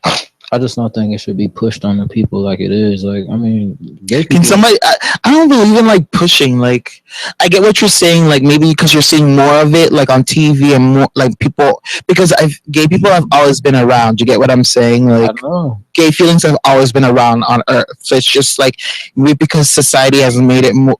Society has made the majority more comfortable with it.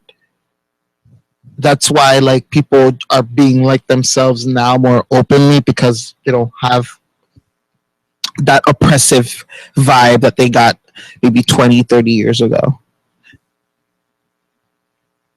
So you're seeing, like I think it's because you're seeing more of something that was hidden, but now because people are more comfortable with themselves and presenting it out there, it's being more prevalent. Like it's coming out of the shadows, if you get what I'm saying. I don't think it was ever in the shadows. Is she here? Yeah, she will come. Oh, okay.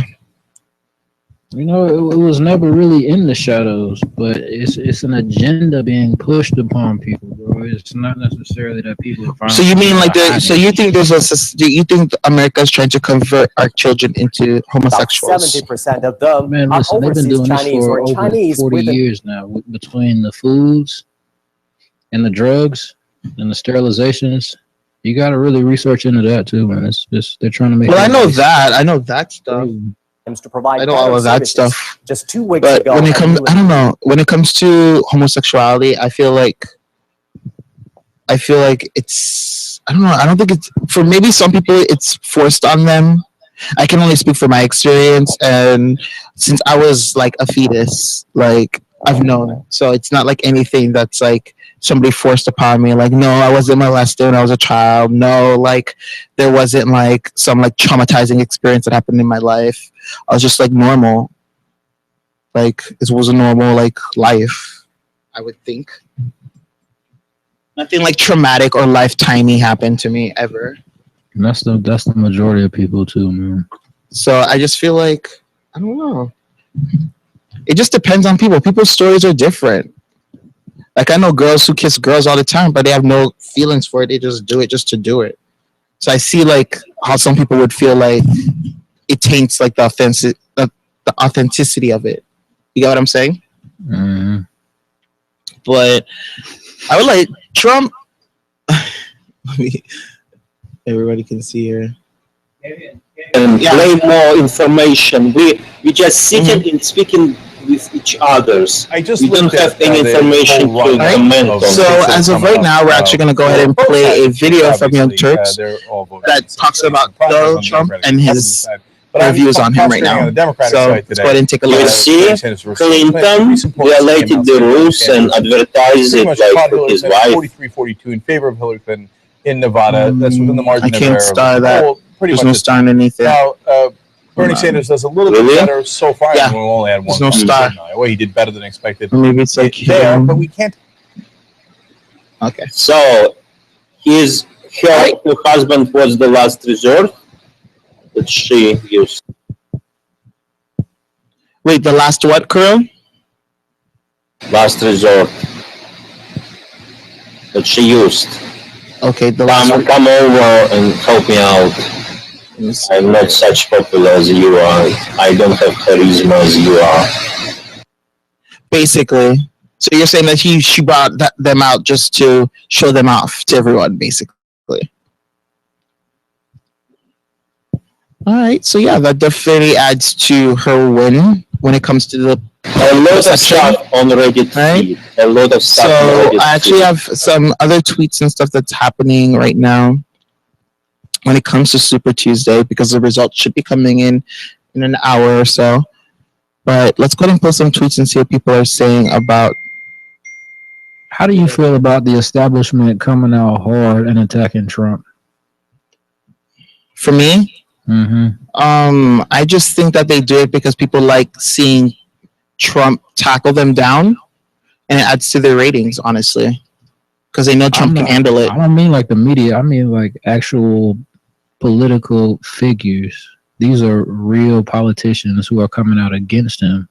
That don't like raise your eyebrow or something and say, wait a minute, if it's just a presidential. What party do they represent, though? The Republican Party. Okay, so he is disrupting the order when it comes to that hierarchy situation. You don't think it's something when China comes out and says something?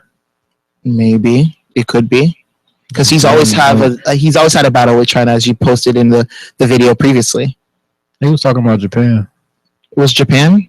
Yeah.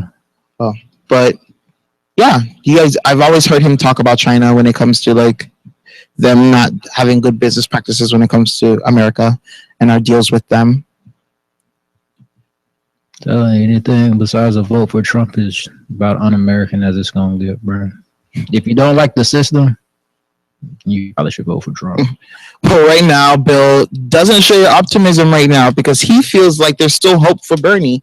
On Twitter, he's saying that scold me for my optimism, but tell me there's no chance. I voted for him anyway. Feel the burn. So he still has some hope for Mr. Bernie. All right, so you can't kill him for his optimism. Hey! Wake up. Okay. Wake up. We don't have anyone on blob. Okay. What the purpose to have it if nobody cares?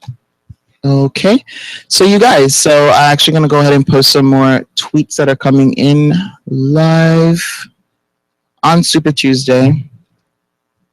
Let's see here. Fuck. Let me see here. Everybody glued to their CNN. Basically. Don't nobody want to email. We talking about the three evils. Money, religion, and politics. Nobody talking about that. Everybody's waiting for the results because we still have an hour off, but we have some tweets here that are going off. Okay, so that didn't go well. At Donald Trump, just on the O show and kicked me out during the interview. So basically, this guy was kicked out of one of his interviews. Let's go ahead and see if there's a video link to that. Let's see if we can see that ourselves. Probably want to get up and shout. Right? Black Lives Matter. Black Lives Matter. I mean, those are things that make staples. You know, it makes people look and see what's going on right now. I'm about to give you a number right here. Okay.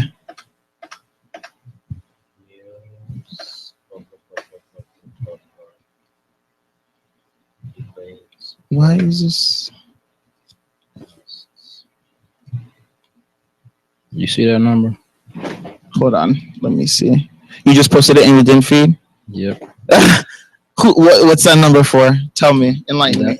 That's the number of black people in relation to the population that are killed by police. That get killed by police? Yep. And but what's that in physical numbers, though? Like, not just percentage, but what's the number count? 300. And was that this year? And I'm rounding up. That was last year. Last year.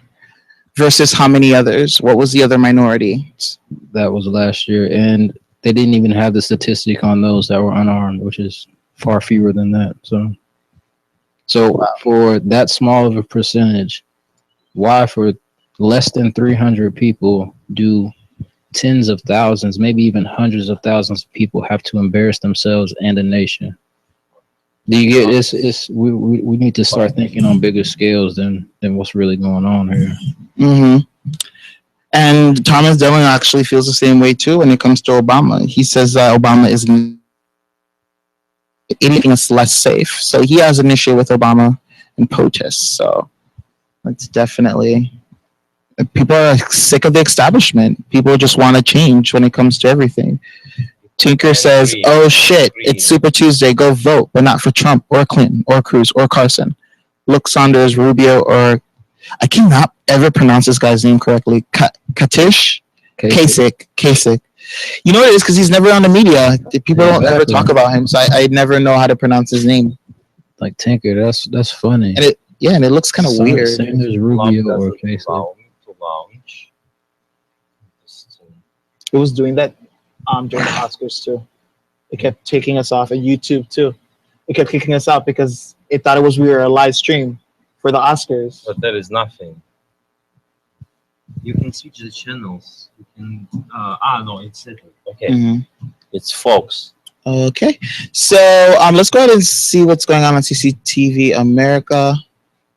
Stop the continuous influx. You guys, America. We'll finish this news desk in India, where an elephant decided right now. to But Periscope run and America, you during a guys from the festival in DINtv.com. southern Kerala state. My co-host. It was one of 5 who were involved in a ritual in a remote village of the Palakkad district. Now, it was initially tethered to something that somehow managed to break free before going on a violent rampage, attacking 27 vehicles near a temple. All this. Hi, you guys outside the website. I see you guys watching us. We're actually about to start when we talk about the Super Tuesday results that should be coming in around 7, but we're going to be discussing different topics when it comes to the candidates, their stances, and the scandal that is a JOP and their voters. So stay tuned. It's going to be an exciting show. Make sure that if you ever want to put your input, you can always log in and come talk to us. You don't have to show your face. You can always hide your camera. You can also just type in the DIN feed if you want to. So you don't have to be on camera if you don't want to. All right. So let's go ahead and see, will Donald Trump be the big winner of Super Tuesday? Donald Trump is in position to take firm control of the Republican presidential race when 11 states vote on Tuesday, an outcome likely to intensify concerns among party leaders that the brash billionaire has hijacked the party. In the Democratic race, former Secretary of State Hilary Clinton can go a long way towards silencing concerns about her candidacy with big victories of her own over Democratic Socialist Bernie Sanders on Super Tuesday. Trump was leading in nearly all the states that will hold primary contests or caucuses, most of them in the American South. The lone exception appeared to be Texas, where U.S. Senator Ted Cruz, who represents that state, enjoyed a narrow lead and was in desperate need of a victory.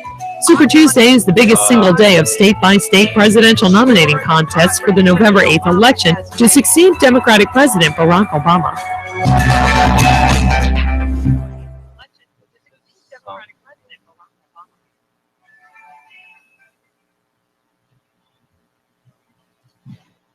They just roll it out some features and apparently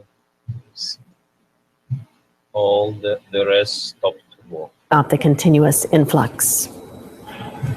Well, we'll finish this news desk in India, where an elephant decided to run amok during a festival in the southern Kerala state. Really? Right now? That's breaking news? Who were involved in a ritual in a remote village of the Palakkad district.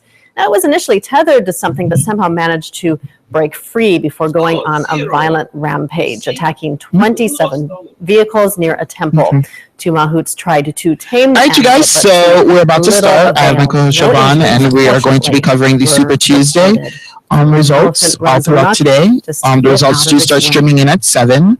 So go ahead and introduce And that is yourself. all for the CCTV News Desk. I'm Rachel Rubio in Beijing. Thanks for watching. Stay tuned now for Global Business. They can't hear you yet. Oh, okay. I'll speak into the mic. Hi, guys. It's me. I'm Siobhan, and I will be his co-host. We will be discussing all things Super Tuesday and all things candidates for this race.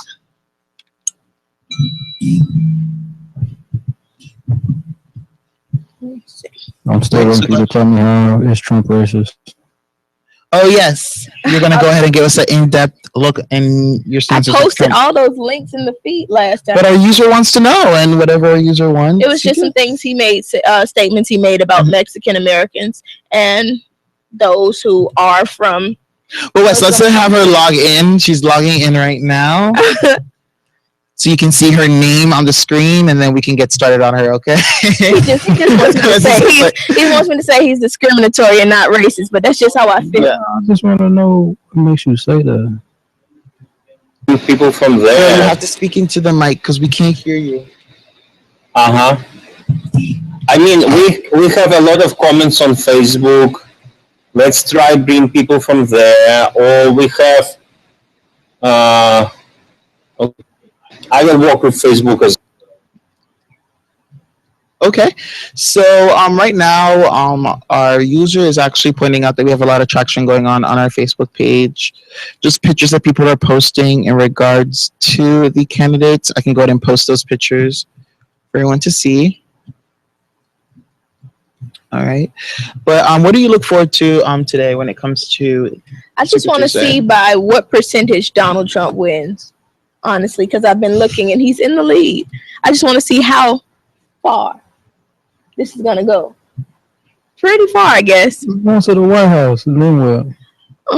Stop saying these things to me. These are not the things I want to hear. Why don't you just be like, tell me what I want to hear, Wes? God. Good luck. Have another black man in the White House. I didn't want to hear that. I just didn't want to hear that Donald Trump. Maybe it's worth to repeat emails. Okay. Emails.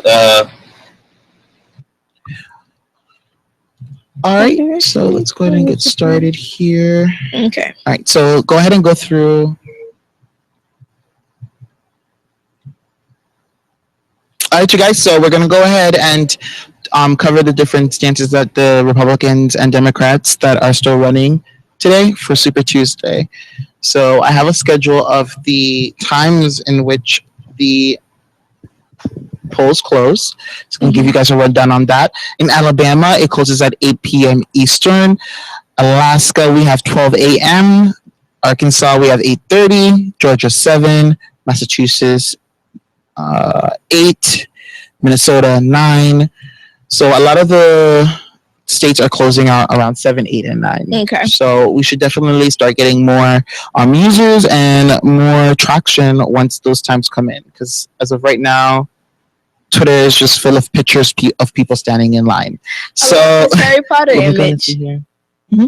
But go ahead and tell us, what are your thoughts in regards to Trump and his racism? Why do you feel like he's racist? I felt like he was racist because of some of the comments he made towards Mexicans and some of the comments he made towards those Islamic countries or people from Islamic countries. I posted that in the feed last time, but I can look for them now and post them again. And it was trending for a while. That's how I found the articles. And a lot of his statements were like retweeted and retweeted and retweeted. That's how I found out about it.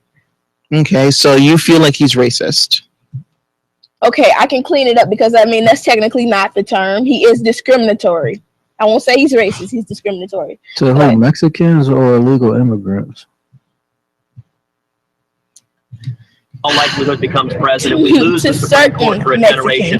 And I guess he was talking about illegal immigrants, but he didn't. He was very specific in what he was saying. So the Mexicans and certain people from Islamic or not Islamic, but I have a message for him. I will campaign in all 50 states. I will get in my pickup. I'm gonna post it in the feed for if I have to.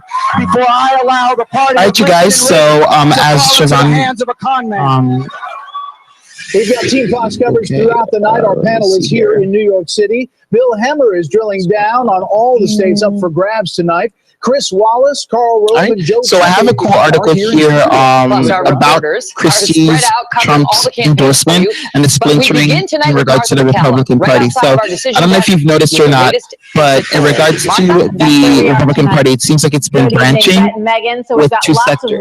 One more progressive sector that's backing Trump, and then a more moderate conservative sector that's heading towards more of a Rubio, Carson. I mean, Rubio and Carson actually too. Carson. For an outsider, along with the federal government. These are two big things that have been driving the Republican voters so far this year, and that is true tonight so far as well. Coming over just to vote for Trump. See, Trump is not a thing about Republican. It's more so of a, are you tired of the system and the way the shit's been going? Basically, if you aren't, if you're not, go vote for Hillary, go vote for Bernie, close your eyes and go back to sleep.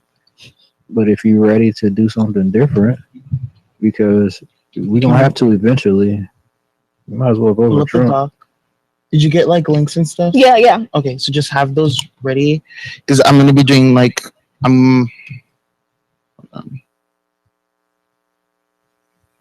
There was this thing yesterday because Trump was in Valdosta, and there were like 30 kids in there, 30 black kids in there. And I guess, they want to do their whole Black Lives Matter thing. And of course, Trump told them to get out. And I was looking on Twitter because I was watching the rally, and I was looking on Twitter, and these kids were on there saying that we weren't doing anything. We were just standing there silently, all crying in the street. I'm like, these little lying fucking heifers. I said, and then you can go back and watch the videos of them screaming at the top of their lungs, Black Lives Matter, Black Lives Matter. So it's like, man, this is a joke. Like, the question is how the hell did 30 black people even get in a Trump rally to even sit together? They must have been there real early. Is it like a color requirement? You're supposed to be logging in earlier. No, bro, listen, bro, people be showing up 8-9 hours before he even get there to make sure they get in. We have a couple of tweets here from first-time voters. Asia, she got her mom to vote and feel the burn. She went out and voted with Bernie. So a lot of first-time excitement going on when it comes to politics. So everybody's feeling that like edge now that the economy is about to go to shit right now. I think it's interesting that someone of a younger age can get their parent to come out and vote. That's saying a lot about the culture we have now. Definitely. People So go ahead and tell us the responsibility for this. Definitely. So this is the article that you brought up in regards to Trump and Muslims. What are your beliefs with Trump and Muslims and how he interacts with them? I think that's what West pretty well wants to gauge. What is your thoughts about Trump in essence? I want to know if you're coming at an emotional standpoint or is this a logical argument you have here? Because I'm just looking at the things he's been saying. It's right in front of me. He's like, it is our responsibility to reject religious tests on who we admit into this country. It is our responsibility to reject that Muslim Americans should somehow be treated differently because, wait, let me see. This kind of. Okay, no, that wasn't him. Let me go scroll down. I know he called for a complete shutdown and ban of Muslims coming into this country. And that you don't find that discriminatory at all? No, because he explains himself and why. Because we have no idea who these people are. Okay, but just because he explained his rationale for saying it doesn't make him discriminatory? No. Okay, tell me, how does it make him discriminatory if he's looking out for the interests of the American citizens? Like, how did he rationalize looking out for the American citizens? Could be just because we don't know who they are, but we can't qualify who's good or bad. That is what we call a national security risk. Okay. Weeks of attacks from his rivals. So there's no Trump way knows winning a that he majority could of have the 11 targeted states casting just ballots a today certain could select effectively end group their of those candidacies. people. He had to target Early them all. voting has been underway for This is why I'm saying he's discriminatory, because he targeted them. 2.1 million votes how do cast you overall. target just a Cruz, specific Rubio, group and John if they're all Kasich spent coming money to get over in those the early same votes in the group? bank, while Trump had over 100 staffers. How do you, I can't side with you because I'm like, over the last couple No, of you weeks. don't have to side. You don't have to side. I'm not telling you actually to side with me. That was a straightforward question. How do you target a specific group of people if they're all in the same? they're all in the same because they're not all bad. How do you know that? How do I know that they're all good or all bad? Or like, how do I differentiate that? I just have faith. I just have to have faith. Yes. Try to restart block if possible. Okay. Have faith? Is that what you just said? Yeah, that's what I said. I mean, aren't a lot of these campaigns based on religious backing? Do we not have faith at some point? I'm not saying I'm bringing God into this, but don't I have to have some kind of backing for my statement? So I got to go to faith. I have faith in some of these people. So now the question becomes is, it doesn't have to do with anything about faith or trusting these people. We need to look, you have to look at what's already been going on and where they have accepted these people at. Come on, like I can accept that, but I just feel bad for that, like, mother and her child who can't come over because everybody is against them, especially Trump. And Trump has not confused, but he's made it so that they are kind of targets. If they are allowed to come over here, if he does not become president and Hilary is accepting of the Syrian refugees, don't they have a target on their back? Because it's not even just about, like, you got to understand, it's not just the same as, it's a lot deeper than that, because they're going to let people that look like French citizens and European citizens into Europe. People need to remember that Muslim is not like a color; it's a religion. That's the thing. So anybody can just say, "I'm not a Muslim," and even be Muslim and just walk in and then change their stance. Exactly, and so it's just like. Now, I think it just needs to be everything overall in general, all people, not just Muslims. Because in a sense, like, anybody can convert to Muslim at any point in time. Like, you can be an American and become a Muslim. So I just think that we need to nip it more to the source, and ISIS is just a symptom to a bigger problem. So we just need to go to the bigger problem. But ISIS isn't the only radicalized group either. They're getting over there in different parts of Europe and creating their own different factions. That is the problem. That's the problem they're having in Germany. That's the problem they're having in Sweden and Paris right now. It's a problem that will plague us for eternity, because what is religion but branches of our original thought? Exactly. Christianity, original thought that's branched out to Pentecostals and all this type of different stuff too. So it's going to be a never-ending thing. I think we need to more focus on defense and safety precautions on how to deal with the situation if it goes worst case scenario. So then the question is how many ISIS soldiers are there if there are millions of people leaving? If there are millions of people invading other people's country, how many ISIS soldiers are there that these people can't even stand and fight for their own country? What's really going on is the question. That's what problems are. Problems are there for you to find bigger and better solutions for them. We got to necessarily be resolved if they stay. They need to. Why can't they stay and fight for the country that they live in? Why is it that they feel they need to leave and invade somebody else's country? All right, you guys, I'm Meerkat Paris. That was awesome.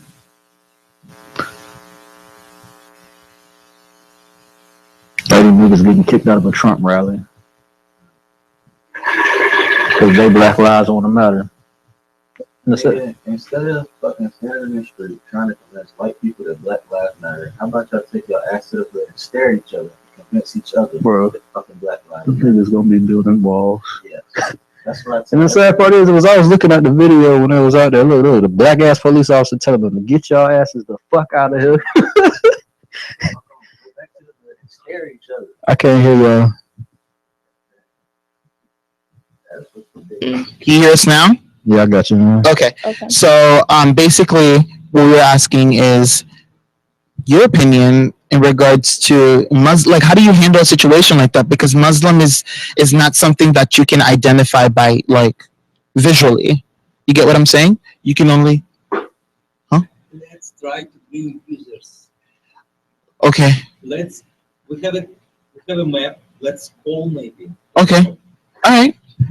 We could try something. I mean, I know. We could try. I know it's hard.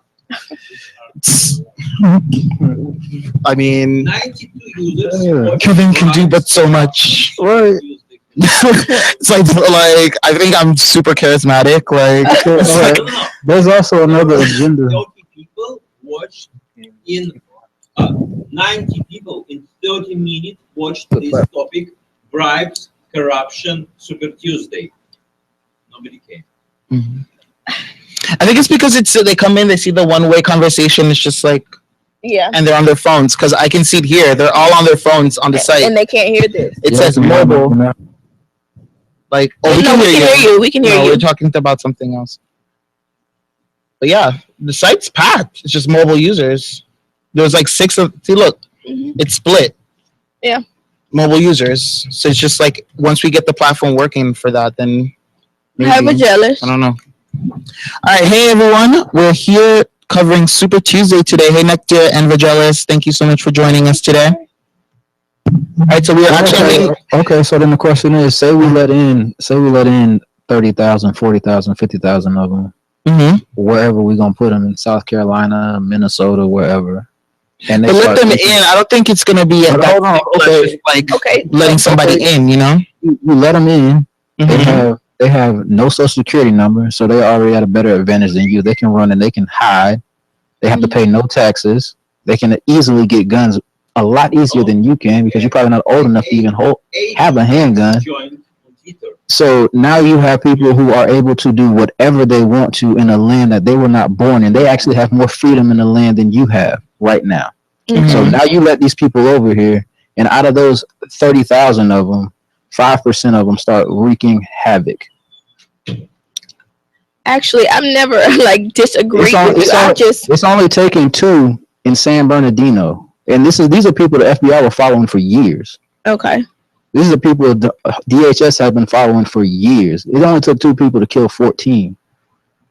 So now you let 30,000 over here, and 5% of that, and they just start wreaking havoc. They are over there raping and killing people. You're not going to see it in the Western media because they're not going to display that to you.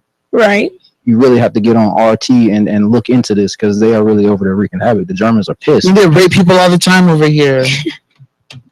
Like it's a world epidemic. It's not just like Muslims. Yeah, it's like people coming over, getting used to a new particular area, but just up your security. Like, just make sure that the people are protected. Why would we have to go through a situation where we have to up our security, arm all our citizens, when we can? Because that's the circumstance that we're in right now. We're in a circumstance now that we're dealing with more refugees coming over. So you be more precautious about it and make more rules that allow a more cohesive and safe environment. But Kevin, move with the times. Kevin, they don't live by the same laws you do. That's the problem. They do not operate under the same laws and beliefs that you do. So then in that particular case, that should be a questionnaire or whatever methods that they use to let them in. That should be something that's stated beforehand. Right. Just setting precautions. It's just not my thing. But you just said it earlier too. But you just said not two sentences ago that anybody can be and anybody can change at any time. So what good is the question is? Like somebody can say, no, I'm not Muslim, and come right over here the next day. Well, it could appease you then. It could I say that to appease you because at this point you're saying basically that if they come over, how are you going to know if they're Muslim or not? which I already told you, like anybody could be a Muslim. So it's just like, well, I'm telling you now that I can do a questionnaire so that they can tell you that they're not a Muslim, so that you can see it physically, but you can't control somebody's mind. You get what I'm saying? So you saying we can pose questions at the border? Are you a Muslim or not? Are you with ISIS or not? What you think they're gonna say? I mean, that's on them. They have to deal with that with their religion, just like when Christians have to deal with whether denying Christ or not. We're talking about them dealing with their religion. We're talking about them coming into a country in which you were born, and they can. We're dealing with Muslims, which is a religion, so I have to deal with it on a religion aspect because that's what it is. Again, it don't have nothing to do with a religion, because I'm telling you, when it happens over here, it's gonna be the same little nigglets you see on TV toting their guns right now in their rap videos, toting their guns. It's gonna be them same ones who are being taken aim at, because I don't think you really see what's setting up over So there. if it's not about religion, how do we segregate? How do we know who's who then if we don't do it that way? How do we know who's who? Well, How do I we do think that? he's justifying what Trump has said because of the rationale, like he said. My thing is, I understand everything that you're saying. I get that there is like security issues, national security issues. My thing is, he targeted a whole Islamic nation. It wasn't like he was addressing it like we need to make sure that these bad people don't get in. He just called all of them bad people. No, he didn't. He said we need to put a ban on it, a total shutdown and ban. He didn't say they were bad. He said we don't know what's going on with it. He didn't say they were bad. See, that's why I say you gotta go listen to what he said. If you're following the media, then they're gonna tell you whatever you think you want to hear. Okay, can you post us a link of what he directly said? Because I have quotes, and they all seem as though he is talking about the whole. I don't think he said that. He said Muslims. Yes, he's talking about. I think what he said. I think he said he wants to ban all Muslims. That's what he said. He didn't say anything like they're bad. He just said why? Because we have no clue what's going on. How did he rationalize this?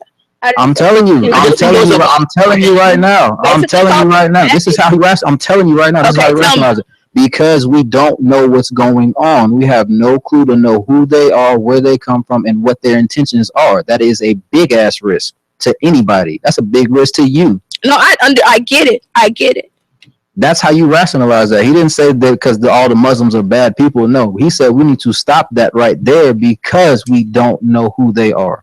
Okay, and when you go to the point of saying that we don't need any Muslims here, or we need to stop them from coming over, what is that? Targeting a whole group of people. That is discriminatory.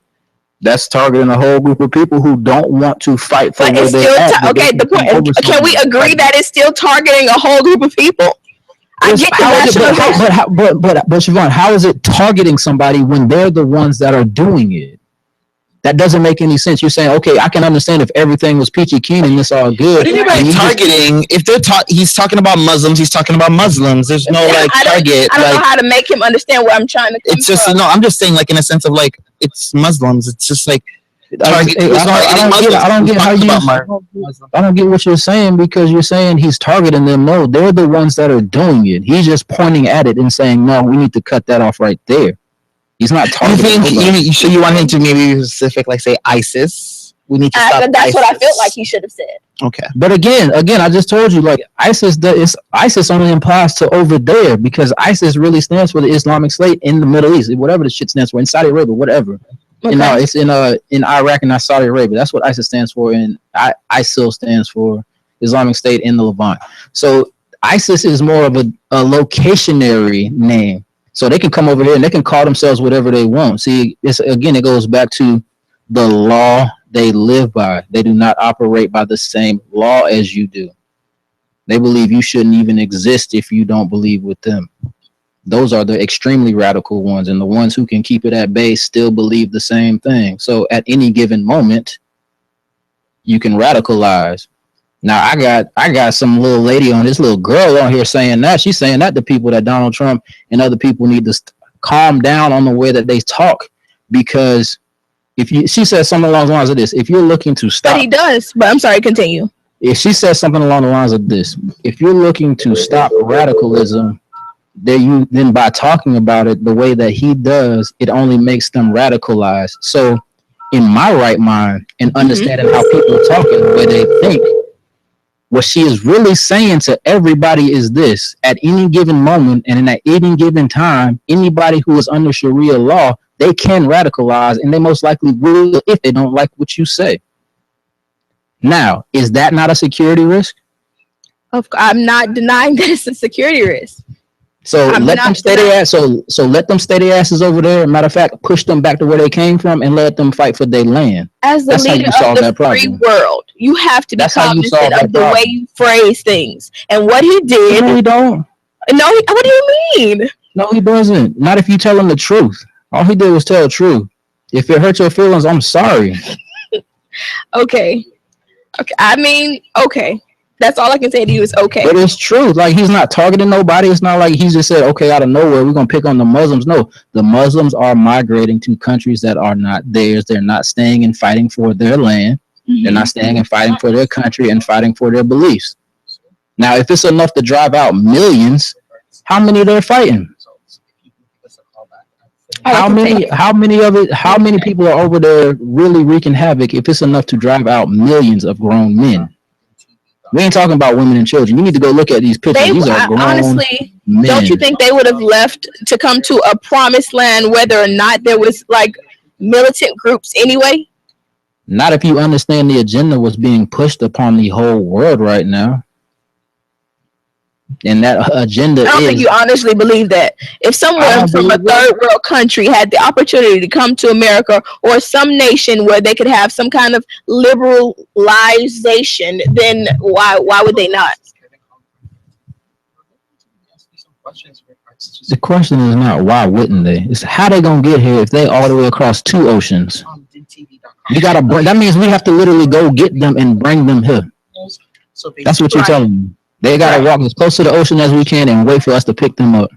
So not only that, we're gonna pay money for them to go over there and get them, pay money for them to get over here and get back. Then we're gonna get them healthcare and all kind of shit. Wait a minute, I didn't say I was in agreement with any of that. All I was saying was that Trump was discriminatory. You never asked how I felt about this personally or directly. Not discriminatory would be we need to ban all dark-skinned Muslims. That's discriminatory. But when you say let's stop the Muslim migration from coming over here, that is all facts. We need to do that. Now you can go through any one of his 2-hour-long rally speeches. I think you're not understanding. Like I'm saying that by him, the way he phrased it, it was discriminatory, 1, and 2, it puts a target on those who identify as Muslims already here, because now America is thinking that all Muslims are bad. I don't know how to say it in a way that you would understand where I'm coming from. I hear you, and honestly, I got my eyes wide open because listening to him talk, you never know. You never know what? You never know. If all Muslims are have some kind of militant agenda. If all of them have the potential to radicalize, they do have the potential to radicalize. Like you cannot say they don't. Like you cannot say they don't. Again, you're not a Muslim. You don't operate, and you don't even understand what Sharia law is. You don't operate under their law.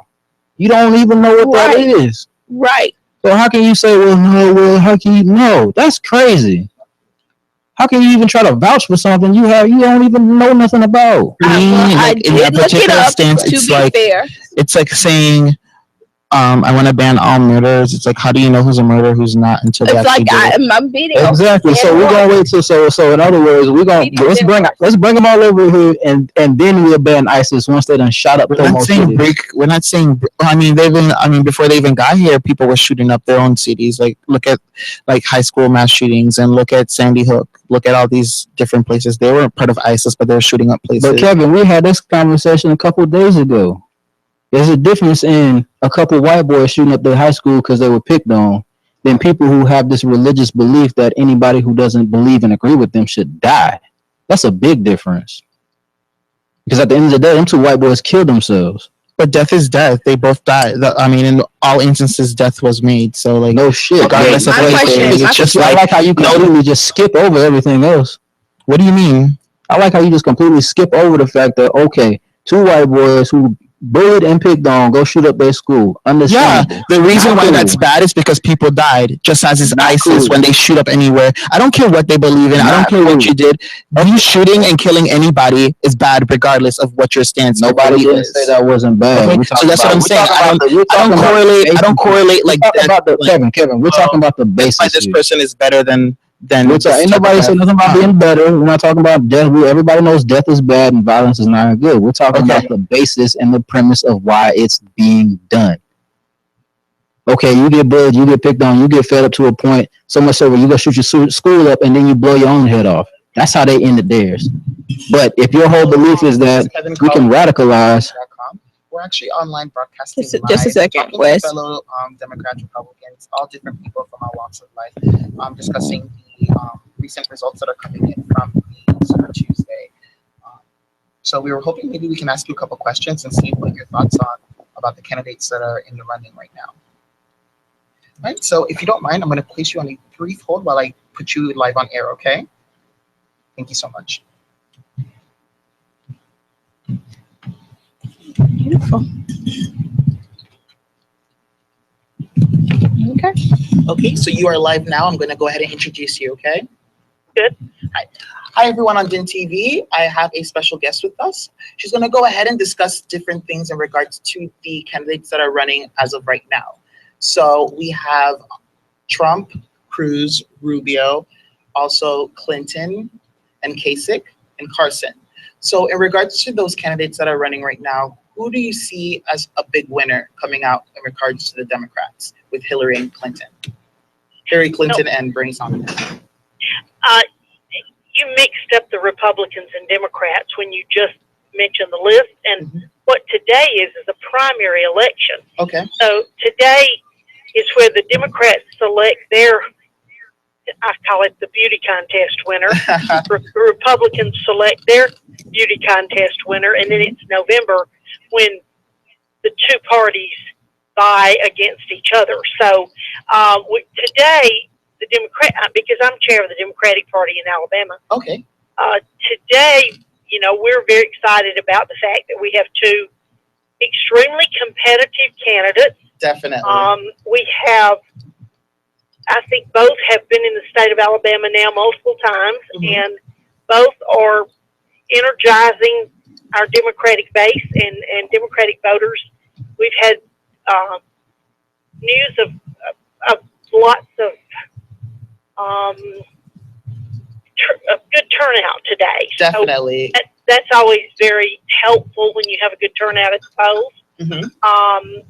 Especially with Hillary's campaign, I saw long lines in regards to voters really turning out for her and actually putting in their vote for her.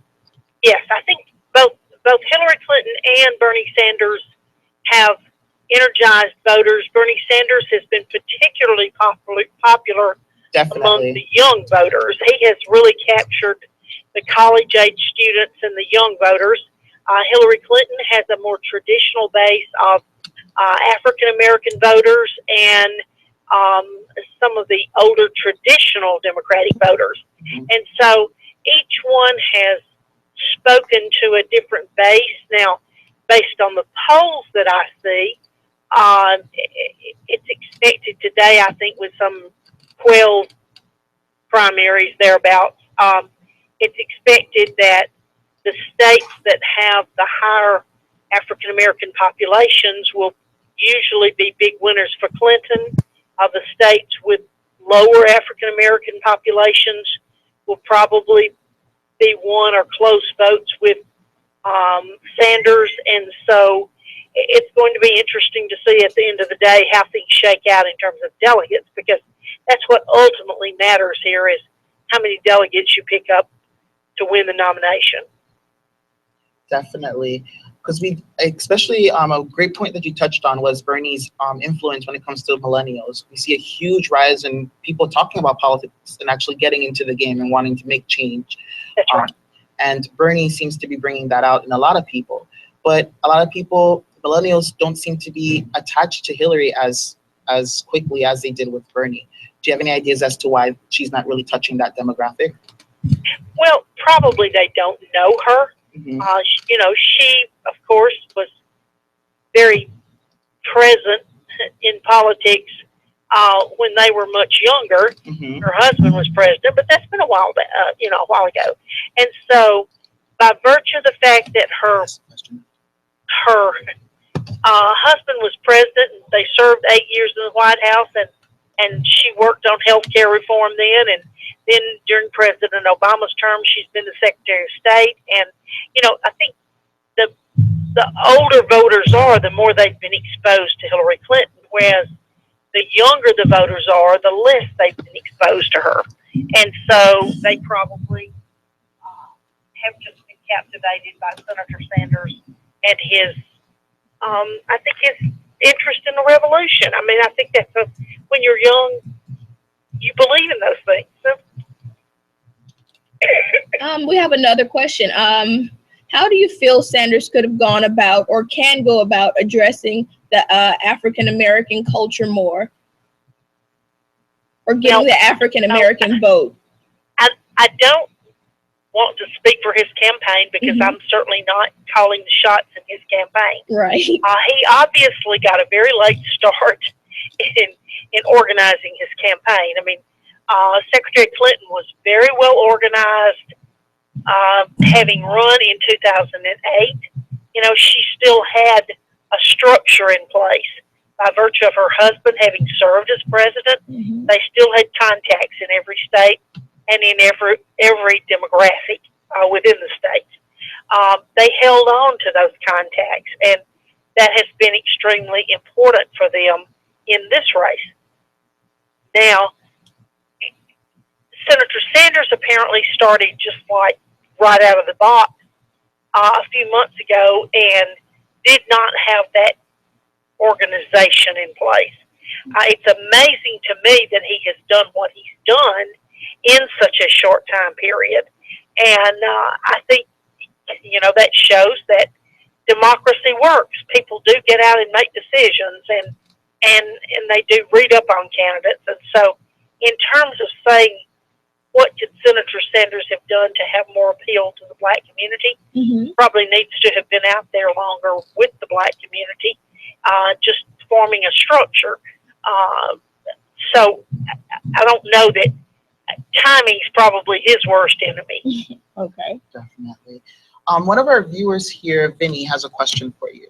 They're stating right now on our DINtv.com platform, they're asking, in regards to Bernie Sanders and Hillary, how do you think they're going to handle the encryption situation that Apple's dealing with the FBI right now? Well, again, you may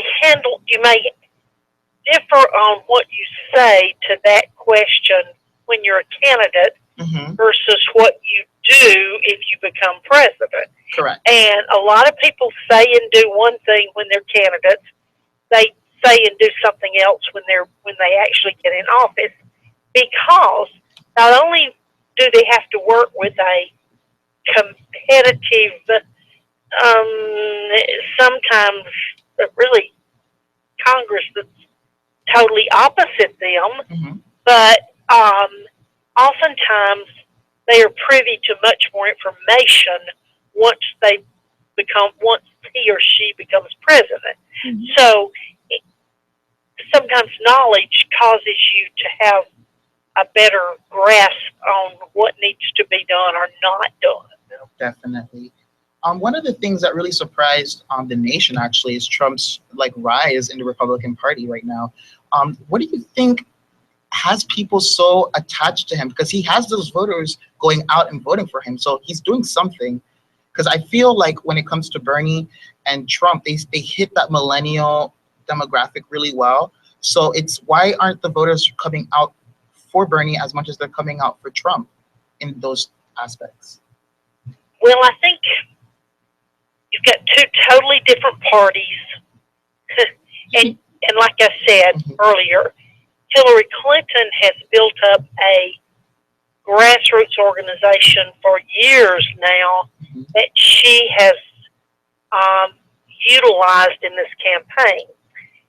Bernie Sanders has started very late in this process and has really done remarkable things having started late. But in terms of Trump, I'm probably more surprised than anybody else because I laughingly said when he first got in the race that he would last 2 to 3 months, that he would never, ever get out and walk around in the snow and ice in Iowa and New Hampshire and campaign, just because that would be hard work. And he's not really known for that style of work. And then I realized after he did his first few rallies, he was not going to campaign that way. He was not going to get out and walk around in the ice and snow. They were going to fly him in. He was going to have a big rally. They were going to fly him out immediately. And he was not going to walk around on the sidewalks in Iowa and go meet every person and go to every ice cream shop, coffee shop, whatever. He was going to have a different style campaign. So he has rented stadiums. He has Yes, ask if you want to ask something. very, harsh, almost xenographic, scary type language that has pushed emotional buttons in people. He has, played to people's worst fears. He has, I think, been demonstrated a sort of bully attitude, which a lot of people like now because they've watched so much reality TV that they expect everybody to be a bully and, just to sort of try to run over folks. And so they're impressed with I think they're impressed with the kind of the almost hate mongering that's coming out of him, because people out there always like to pick on somebody smaller than they are. That's a human trait, and I feel like he's pushed those kind of buttons. Definitely. One of our users has another question for you. By the way, thank you so much for taking the time out and speaking to us. Yes. I know we're asking very intense questions, but thank you for staying there. So right now, the question is, how would Bernie pass any legislation if elected? So Bernie has said a lot of things in regards to free education and free healthcare. So how exactly would he go about doing that, if you have any idea? Okay. Well, once again, I do not speak for the Sanders campaign. Right. Yes, right. So let's make that very clear that I do not Yes, speak ma'am. for either campaign. I'm the chair in Alabama. I always say today is our primary election, actually. So I always say that in the primary, we love all Democrats. We love all Democrats. We'll say it with you. And then in a couple of weeks, when we certify the nominee or the winner in our state, then we will love one Democrat. But how will Sanders accomplish some of the things that he wants to accomplish? Obviously, the tax structure will have to change. Definitely. No question about that. And he talks about that. Obviously, he needs to accomplish what he wants to accomplish. He needs a Congress that's in his own party. Whether that happens or not, we won't know until November. He needs,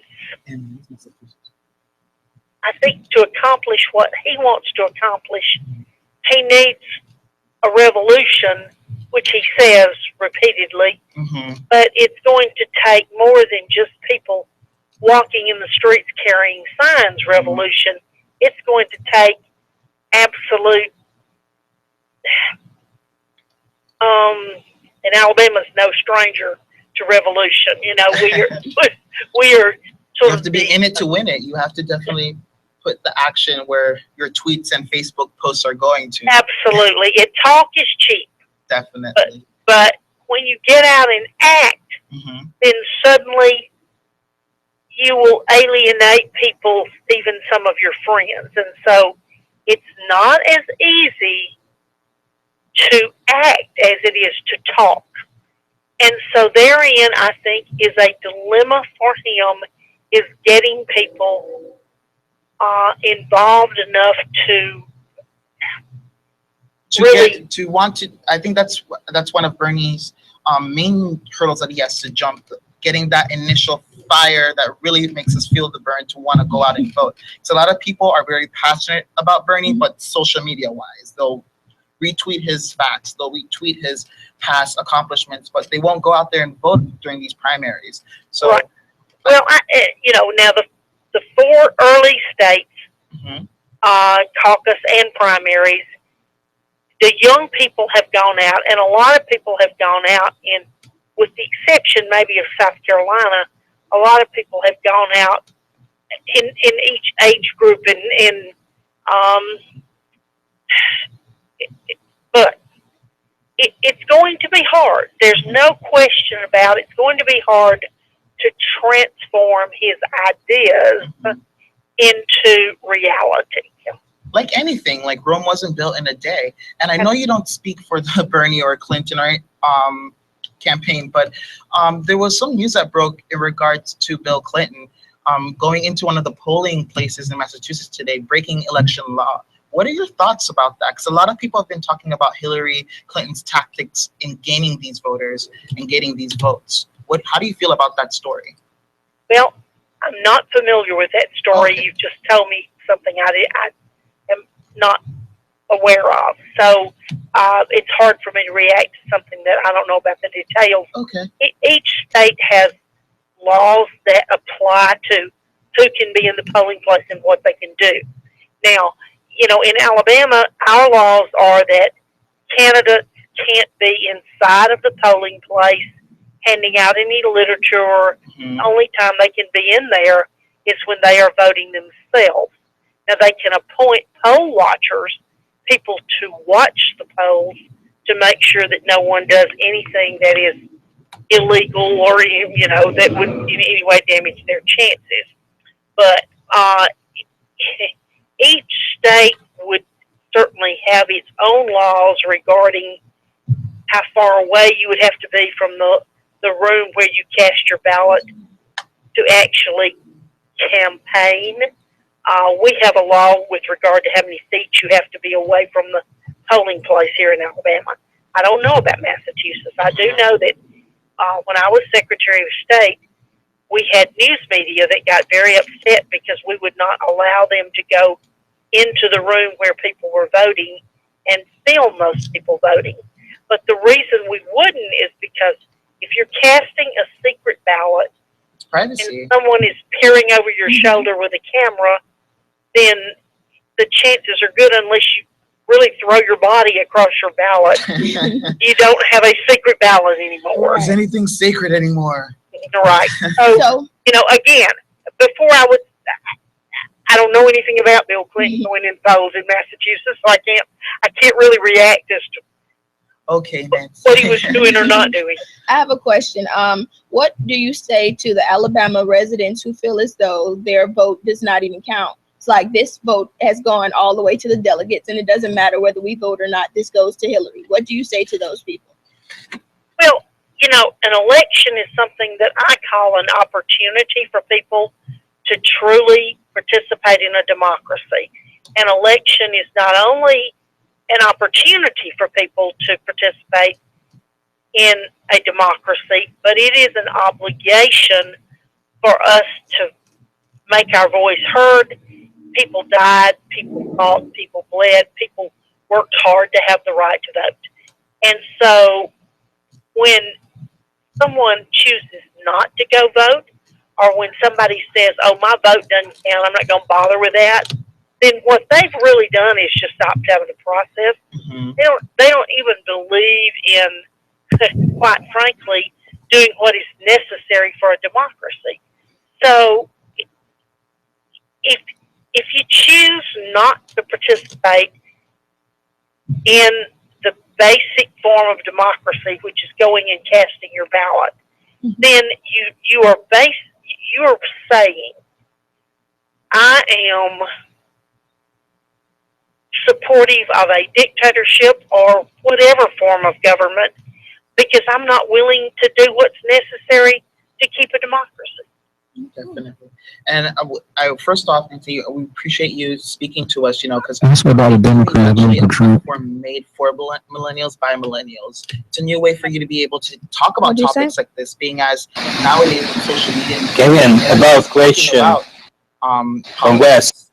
So it's awesome that we're able to, hear other users and hear That's other. what she's saying. Any Democrats that are switching over to vote for Trump. I definitely do appreciate. It's in front of you, Shabon. We have one more quick question before we let you go. Okay. No. The user wants to know: have you seen any Democrats converting to Trump? I have not seen any of them converting. I saw some people early on in the campaigns who call themselves independents, who have since that time become Trump supporters. I have not seen, usually the people who vote for Hillary and for Bernie are pretty strong Democrats. They align themselves with Democrats in other offices too, and they are generally people who support Democratic causes, whether it be pay equality or whether it be, raising the minimum wage or whether it be college tuition or whether it be affordable health care, all those issues that are important to all of us Democrats. Right. And, I think most of the people who go to the polls and cast a vote for Hillary or Bernie are people who believe strongly in those issues. And so I don't know that those are people that can be swayed very much. So everyone, thank you so much for joining us today. I actually want to pull everybody to your website for the Alabama Democratic Party Committee. You guys can definitely go check them out. And once again, thank you, Nancy, so much for allowing us to interview you. Okay. Thank you. I've got a group Thank you so much.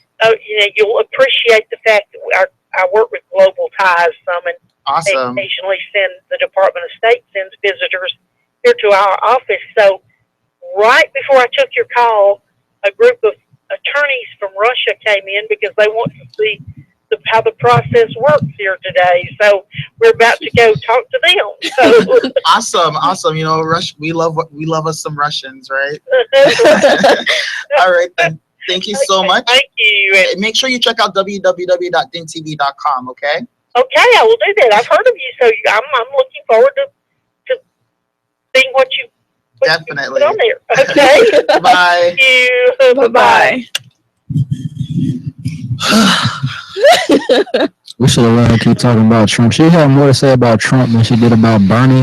It was good. Yes, but she, of course, I'm sorry I didn't get to hear the most painful experience right now. But of course, yes, unfortunately. But what kind of Democratic Party in Alabama? Come on. She's guys. actually the chairperson. I understand, but Alabama, have you been there? I tried to sell the house there.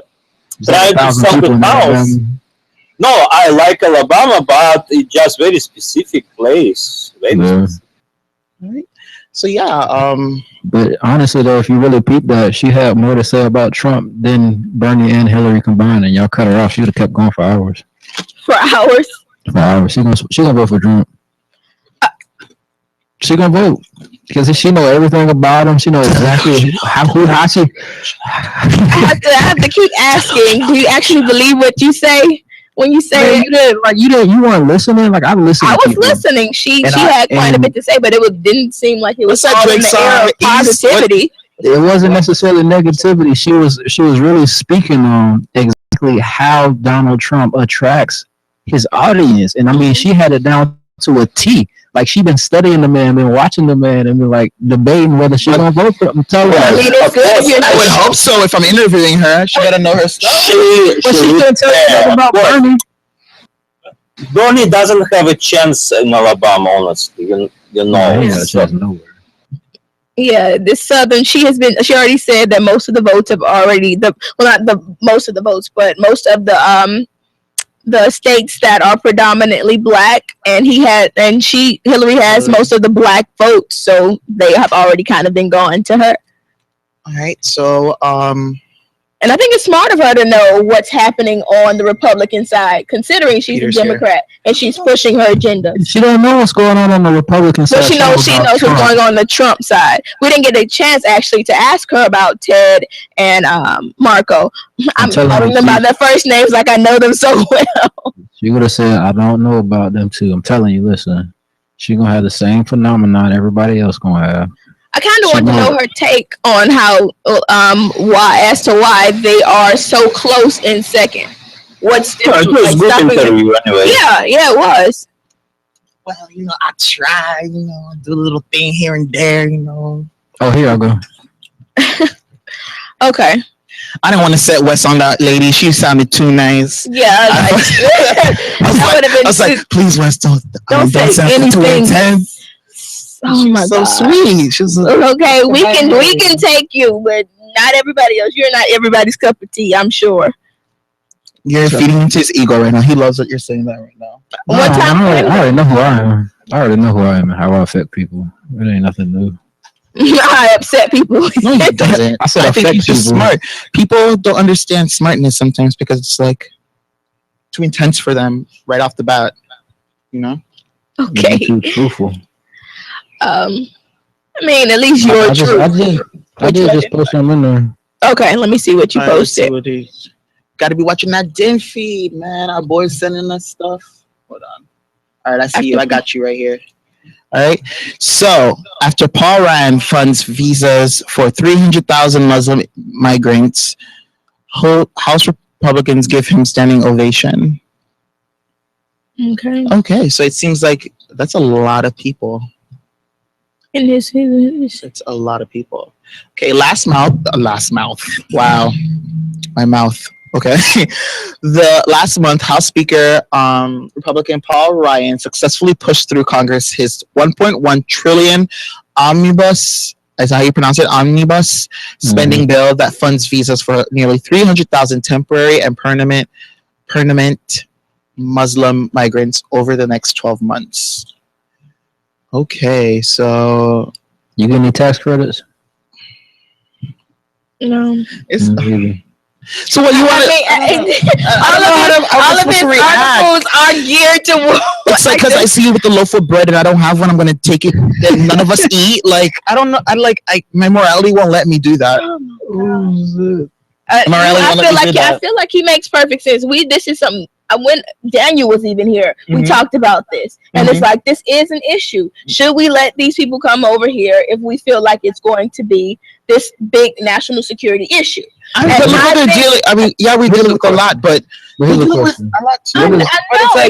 I'm sorry. I mean, I can't be like, no, don't get like. They need something to start off with here. You get what I'm saying? Yeah, like you make perfect sense. It is going to be a national security issue, but there has to be a way to vet the good from the bad. Of course, that's with anything. I mean, just follow regular. I'm thinking about the money. I'm like, where does the 1.1 trillion come from? What'd you say? It comes from that keyboard. That keyboard where you put the numbers in.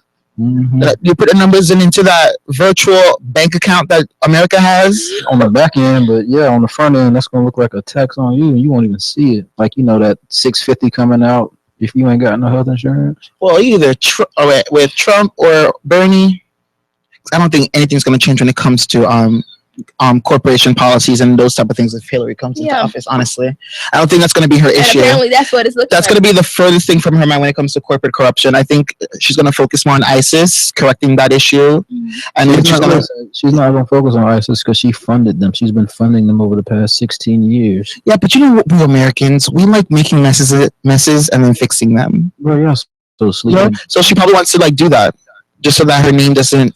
But you know what? The funny thing is, that's like insider knowledge. That's like insider knowledge because a lot of people don't know that. Yes, they do, bro. You know how many, bro? Alex Jones has been telling the news for the past 15 years. Like he tells the truth, the real truth. But like, who do you? All right, how many people watch Alex Jones? Though? Not a lot of people. I watch him. I mention him all the time, and people don't know him. I don't deal with sleep people, but there are millions of people that know him. The people that I'm gonna tell you who knows him. The people that need to know. But see, then you working it wrong. Then you need to speak to the sleep people because that's how they get awake. How you talking to only awake Like people? he doesn't listen to Brian at all. Brian says you use your knowledge and you give it to other people, and then you put together a space program. But he's told you that he's a ones and zeros. So like until he gets to that, like everybody ain't gonna wake up. You need to deal with those. But you're not gonna try. No, what I'm gonna do is I'm gonna deal with the people who are woke. Mm-hmm. Wait, can you say that over again? I honestly didn't hear what you said. Okay, go ahead. Don't forget to do what you are outlining in your own paper. Yes. To go all through this stuff. I have the Google Doc here ready for you, Peter. So you can. Inviting people from Facebook. And just posting like everywhere. The people, there is no reason. It's a dead end to speak. To have a conversation on Facebook. There, go over there. Okay. See, there's 8 people on this site right now. Hi, Ranger on Meerkat. Thank you for liking us and restricting us. Okay, Peter. So you're up. You're on this side over here. Get ready. Because your faves here, Wes. All these minorities up in here today, right? Melaland. Love it. Oh, Let me stop because Wes doesn't like being considered a minority. Wes is Wes. He doesn't conform to the labels that society places on him, right, Wes? You don't ascribe to a label, Wes. Nope. No. Wes says there's a homosexual agenda happening. What? Damn. Yeah, but he was really. I mean, we had to talk about it. Like he was really calm. It wasn't now. Wait. Brief me on what happened. Let him tell you. What do you mean by homosexual agenda? Considering we have what? Peter and Kevin? Shade? Yeah, you know my life. Damn, I want to hey, see this DINtv. Hey, Nectar. Hey, Wes. Hey, everyone on Blab, Periscope, and Meerkat. We want to say bye to Kevin for now. Sorry, guys, I booted him. We're going to go over the Super Tuesday returns, although they're coming in quite slowly. So what we'll do, what we were thinking, you guys, is we are going to troll a little bit some of these organizations, both Democratic and Republican, no matter who they're reporting, to see if they can help spin what's happening in the media. So let's do that. I'm just going to log in here and we will get right back to what you guys were talking about. It's the best. Hey, DINtv. You guys are hot and awesome. Brilliant. We don't own no radio station. Thank you so much for the love. Wes. Oh, wait. I'll wait till you log in. What did you mean by homosexual agenda? Why is it saying I'm not the moderator? Well, now you can do it. I think it was just waiting for you to. Okay, maybe for not this computer.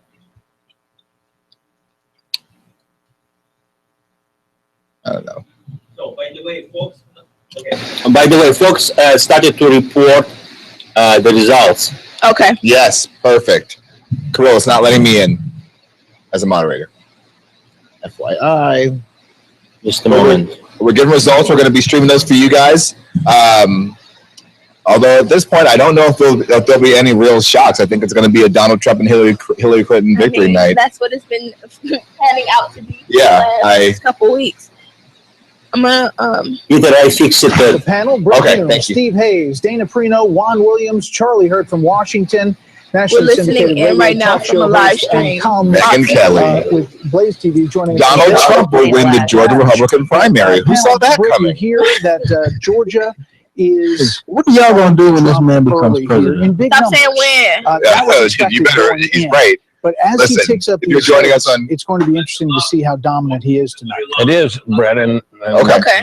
the Georgia win, I think, Okay. tells something at least, though. It was expected. We're going to relaunch Fox in about 10 seconds, but if you're just joining us or you can't see on Meerkat, Periscope, or Blab, join us on DINtv.com. You will see that Donald Trump, of course, is projected to win the Georgia Republican primary, who I think that's not particularly surprising.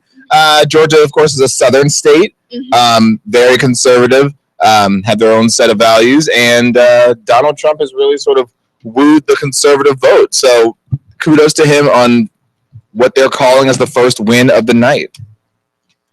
My question is, why are Rubio and Cruz running so closely in second? You want to know what I think? To be honest, there's not. What is really different about Rubio and Cruz? I mean, they're ideologically there are differences between them, right? Like you have Cruz, who is very, very, very conservative, very originalist constitution, but at the end of the day, they're both demographically. I'm just speaking demographically for people in this country who like don't particularly care about the separation of their politics. They are both Hispanic first-term senators from southern states who have conservative ideology. So, like, to a person who's like very far removed from politics or doesn't really follow it closely, there's no difference. Right. You know what I mean? So, what are they offering you? What are they saying? They just attack, and especially if they attack one another, they need to attack. They need to focus on attacking either Kasich to get him out or Carson to get him out. Carson. It'd be better if they worked together, but they won't. Carson ain't getting out. Which is he already said it. Wes, can you explain why you think Carson's not getting out? Because he said it.